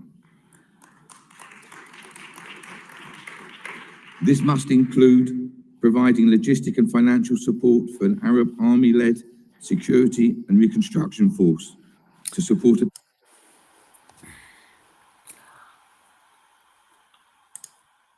I mean, to be honest, I just like to be honest, I think he should have been captured and tried, Osama bin Laden. That's just my blunt view on that. You know, and I think, luckily, he never got a burial. But I think he martyred a lot of Islamic fundamentalists. He martyred a lot of them, and we saw this revival. This revival that came from ISIS. I'm not trying to connect the two. It's way more complicated than that. I understand that, and I would take your opinion and advice, but I think there will probably have been a few people who, from the death, have been like. Now, of course, he could have been martyred, being stuck in prison. But I think he should have been flown to America, tried, and then got the death sentence there. That's just my kind of conventions and rule of international laws, and yeah. But it's a point, though. It is a point. I take that. But I still think there's going to be terrible consequences if we allow. I still think there are going to be terrible consequences if we're going to allow. Oh, I missed some. Do you think I missed someone else's? Do you think the Lib Dems? I just saw your second one, Chris, and I just saw. It should be bolder on Gaza. Also, grows the Tory party and hearing a few Tories coming out in support of Gaza. I think the Lib Dems' position is fine. I think our position is fine. We've basically accepted the UN report. I think that has always been a sensible thing to do. I was hearing people from the Green Party or left of Labour or basically Marxists already claiming, oh, it's genocide, blah blah blah. But there were always going to be people who had a very hostile opinion on Israel and just don't think Israel should exist at all. As in not Jewish people, but as in like the country, the sovereign country, the region. And so they're always going to have that bias anyway.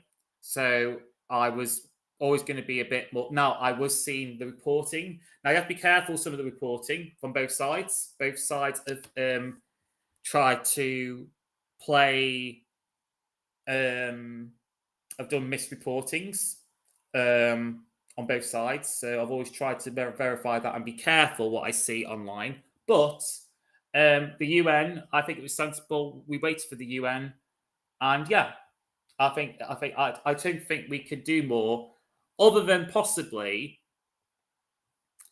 what Israel is doing for the people that are the women and children that are being caught up in this close to apartheid situation. What can we do? Because at the moment it seems like, oh, we'll send a strongly worded letter and hope that we get a reply. And I don't think it's cutting it no more. And I think we probably do need like this conversation being had here about a civilian administration having would run Gaza, at least an arms embargo to some degree, or at least embargoing stuff so it's not being used against the Palestinian civilian, because they're the ones who are suffering. They're the ones suffering through Hamas's from the egos of the Hamas leadership and their absolute bile hatred of Israeli Jews and anyone who is opposed to their Islamic fundamentalist ideology. They're the ones suffering due to Hamas's evil, I guess. And I think if Israel wants to be sensible, they would start having dialogue with people in the West Bank, like Fatah and other political, because Fatah and Hamas do not get on. They do not get on. And if there could be an agreement where they say, right, you would replace the leadership, we're going to get Hamas out, but we will help you rebuild Palestine. We will support you in that, and you would replace that leadership. Because at the moment, I see no plan with Israel. I'm seeing no plan. It's just go and get Hamas, get the hostages, but there's no post peace planning. Oh, I'm getting a bit behind.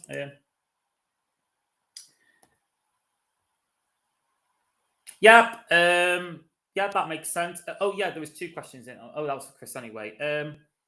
Yeah, I would agree with that. Although there are quite a few backbenchers, few surprises that have come out in support of Gaza. Because I think like even Chris, who's obviously going to be more supportive of Israel. I think I don't want to anyone that like tries to paint Chris as a monster, he's not. He recognises what like the people getting caught up in this is intolerable and it's not acceptable. I think he's not going to deny that at all. So I don't want to be misrepresented here. So yeah, I do think the narrative is probably changing, and we all want peace at the end of the day.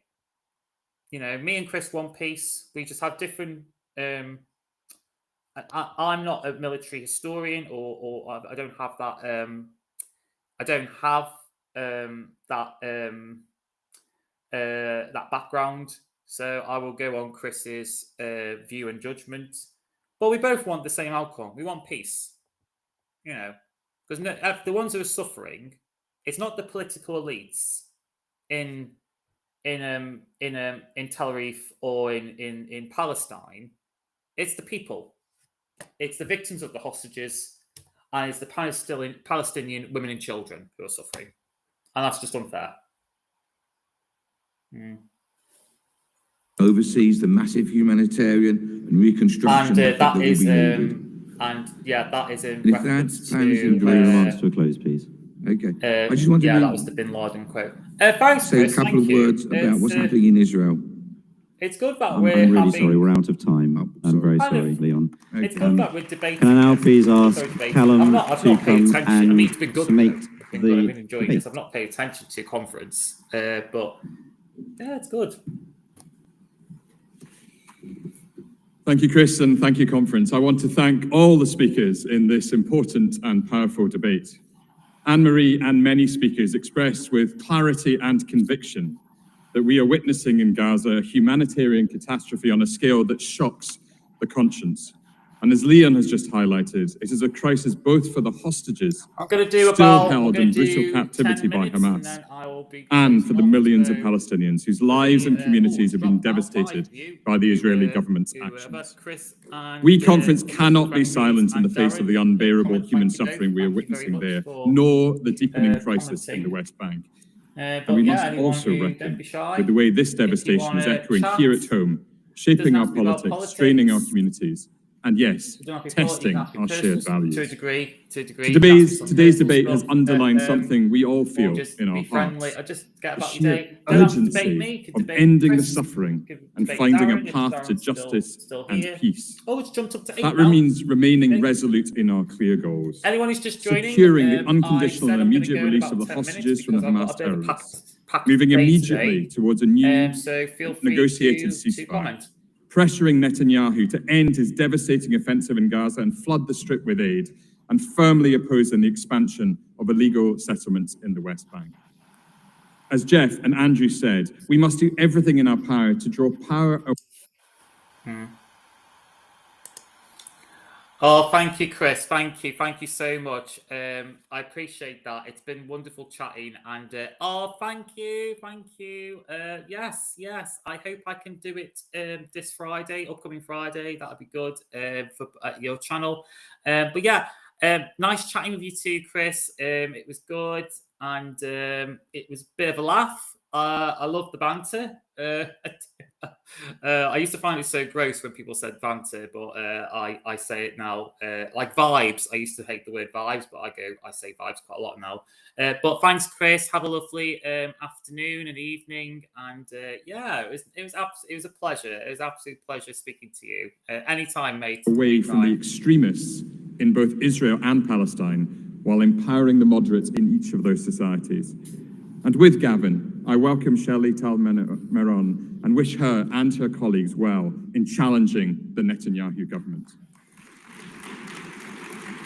Conference, we have always been clear that Hamas is a genocidal terror group who must have no role to play in the future governance of Gaza. We stand firmly against their warped ideology and uphold our conviction in the right of the state. Because we have to remember, Hamas have basically, they've taken hostage of Palestine as well.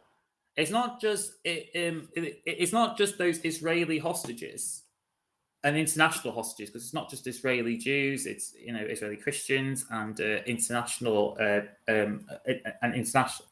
Oh, thanks, Chris, and you, mate, and you have a great one. Have a good one. But that's basically. I think the Lib Dem position is quite clear on this. I think it's absolutely clear when it comes to. Yeah, because we should absolutely condemn Hamas, who've made hostage the people of Palestine. I mean, the election of 2000, they've not had an election in Palestine since 2006 because Fatah, because Hamas won in Palestine, but Fatah won basically in the West Bank, and Fatah refuses to want to negotiate or do deals with Hamas. Now, I do think this is where Israel policy could be effed up here, because I'm now hearing conversations being had by Fatah are now thinking we probably need to team up with Hamas. We probably need to team up. Now, I don't think Fatah have got the infrastructure or the I don't think they've got the military infrastructure or might that they used to. But the fact that there are whispers and conversations of them for the greater cause is quite concerning. So, but no, we are absolutely right. We need to condemn. More must be done to apply pressure on the Hamas terrorists, including the UK and US pressuring Qatar to revoke Hamas's political headquarters in Doha unless they commit to the unconditional and immediate release of the hostages. For conference, we must also be clear in our condemnation of the actions of the Israeli government and their offensive in Gaza. For the evidence is mounting, and in the face of that, we must call it what it is, a genocide. Yeah.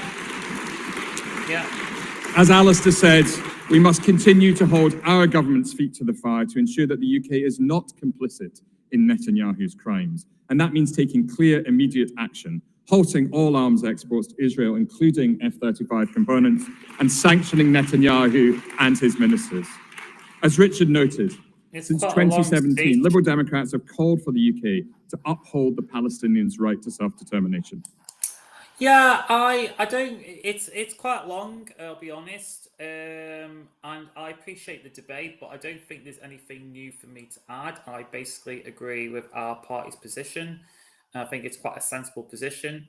It's both condemning Hamas and that regime. I always condemn a regime and a political apparatus that seeks to ethnically cleanse a religion or race of people. In the same way that I will condemn a sovereign nation that is, by proxy, let's say, trying to do that for a particularly neighbouring country. Let's just try and be diplomatic here. You know what I'm saying, guys. But no, I think it's, for me, it's about ethics. It's about the role of international law, humanity, and it's a damn shame. It's just a goddamn shame.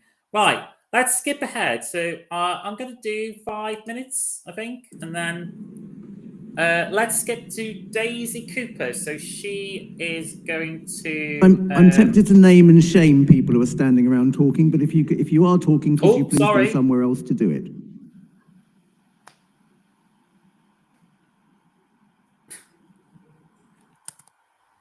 Bit harsh. Jeez.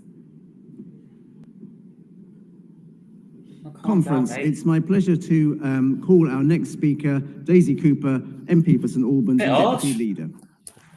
Wasn't that loud, was I? Daisy. Woo.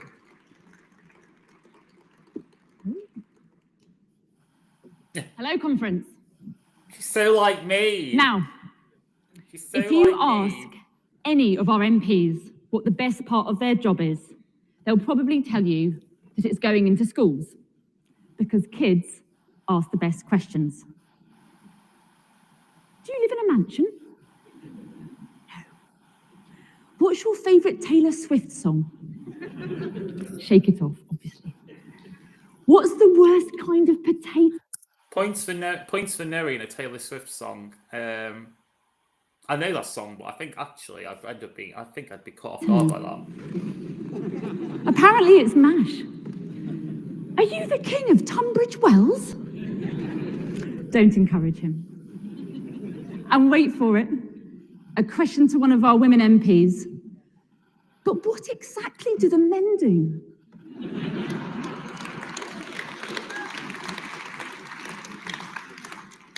Conference, these are all real questions put to our MPs by some of our youngest constituents. And as charming as they are, the number one issue that children raise with me is the climate crisis. Even some very small children know that the Earth is warming. I got a lot of time for Daisy Cooper. I think sometimes at question times and certain interviews she doesn't present herself terribly well. I think I used to have criticism that she spoke really, really quickly, but I realised having been a content creator myself, I also speak very, very quickly as well. So I can't be too judgmental, but I think it can kind of give a sense of nervousness, which I don't know if she is like a bit of a nervous person or anything like that. I mean, I can be a little bit socially nervous, a bit socially awkward sometimes. But I really like that opener. I think it shows a personality that I don't see in politicians, really. Again, I don't know if they have good writing teams or if she's said it off the cuff. I can't see teleprompters. There must be, like, wherever the teleprompters are, they must be very well hidden, or they've completely doing this off the cuff or on memory, which is great. But yeah, climate change, the climate crisis. Let's hear Sea more levels about are this. rising. Because I actually agree. It is like my nephew is getting what we call climate anxiety. And he's very nervous about what is my future. And actually, as an uncle, I worry for I worry about like integration, politics, social cohesion, but particularly climate change. I worry for my cousins' kids and my nephews because I'm like, what world? Like I might get lucky.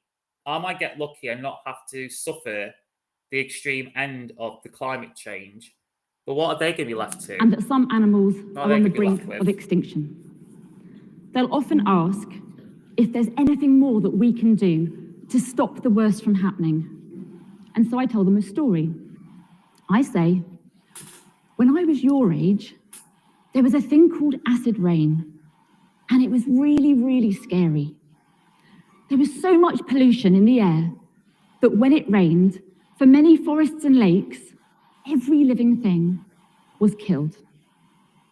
But clever scientists and environmental campaigners got together and they persuaded elected politicians all over the world that they had to act. And they did. And then I tell them that the same is possible again now. Conference, this isn't just a moral mission. This isn't just an environmental mission. Conference, this is an economic mission. The UK's net zero economy is an economic powerhouse. The sector is growing 3 times faster than the overall UK economy, and net zero jobs have higher than average wages too. Yeah, like there's actually been a lot of now whether this has been a push by governments and rather than the private sector, not to say there hasn't been a private sector's own initiatives. But there has been a push for green technology and renewable energy, and it is the fastest growing economy. And I think we are completely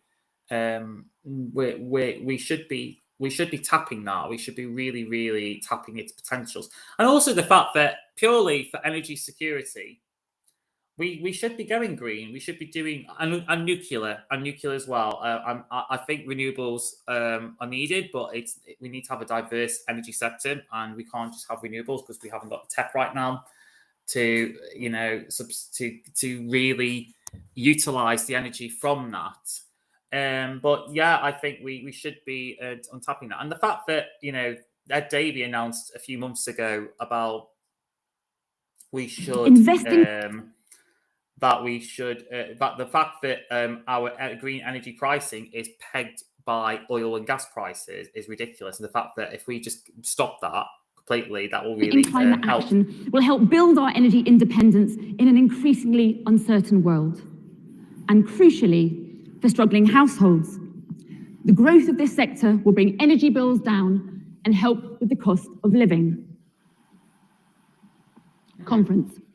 For all these reasons, building a new climate economy should be an absolute no-brainer. But as we all know, there are those who want to sow skepticism, delay action, and then scrap the very schemes that give us energy security. The Conservatives really set us back on climate action. Not my words, the words of the Climate Change Committee boss. The Conservatives ripped up the requirement for new homes to be net zero. They scrapped solar panel subsidies. They gutted the Green Deal, and they kiboshed the Green Investment Bank. Two flagship Liberal Democrat achievements in government, which would have literally insulated thousands upon thousands of people from the worst of the cost of living crisis. The Conservatives' decision to cut the green crap has condemned millions of people. Yeah, who said that? Who said, was that Boris Johnson? Who said that? Who actually said that? It was some minister, I feel, or even Prime Minister. But yeah, that is true. I've noticed they really are going, they've been going after the Conservatives on this. From what I've observed, they really are playing into a strategy of, reminding people who are still Tory, like One Nation liberal Tories, who might still be flirting with voting Conservatives. Remember this, remember this, remember this. In our country, to living in freezing cold homes with sky-high bills.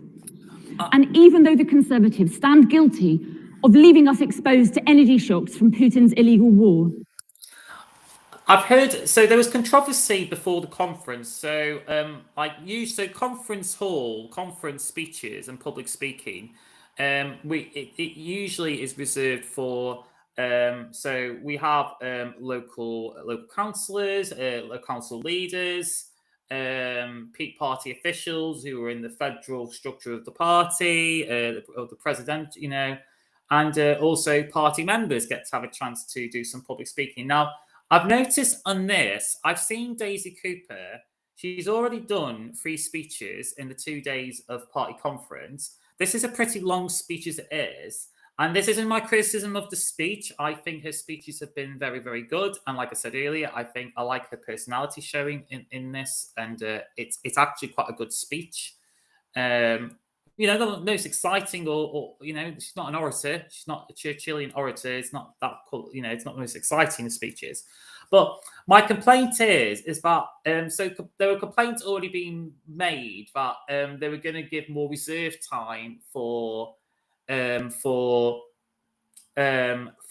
parliamentary members, and I already had complaints about that anyway, because I do think conference should be about the grassroots members. It's there for the members. The parliamentarians get enough time, get enough airtime in the papers, in the traditional media, and stuff like that.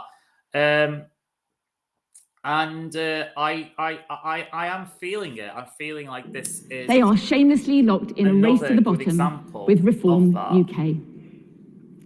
Conservative Party leader Kemi.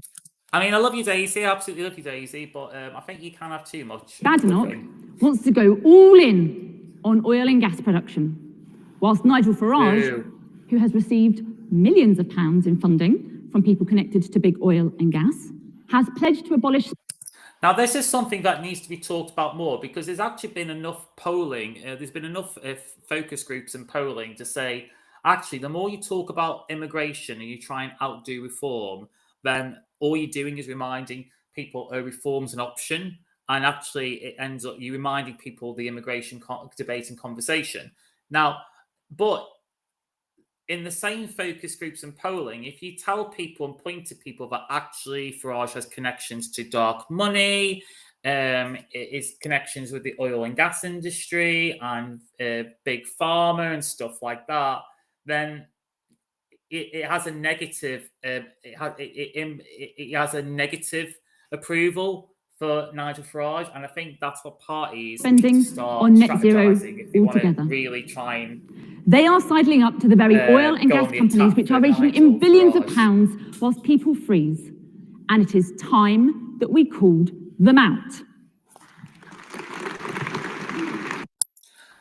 I'm going to end this, guys. I know it's a weird time to end it. I was going to hope to do the whole speech, but it is pretty chunky, and I've got things to do, places to be. So I am just going to stop sharing that. So thank you so much for those who joined in, and thank you, Chris, for speaking to me in the chat. Please do check out Political Frenemies. They've been a good supporter of my channel, and I hope to be a guest on there hopefully next week, if not soon. But thanks again, Chris. Thank you so much for engaging in the chat. And also Darren, thank you, Darren, as well for chatting. I don't know if you've gone now. But yeah, so it's been fun, and it's been fun. A bit on the knee, a bit rough and ready. It is, I did do this at 9 o'clock this morning, so it's been it's been a long day. It's been a long day, but anyway, anywho's. So thanks, guys. Hope you all do well. Have a good morning, good afternoon, or good evening, wherever you are in the world. And until then, take care and so long.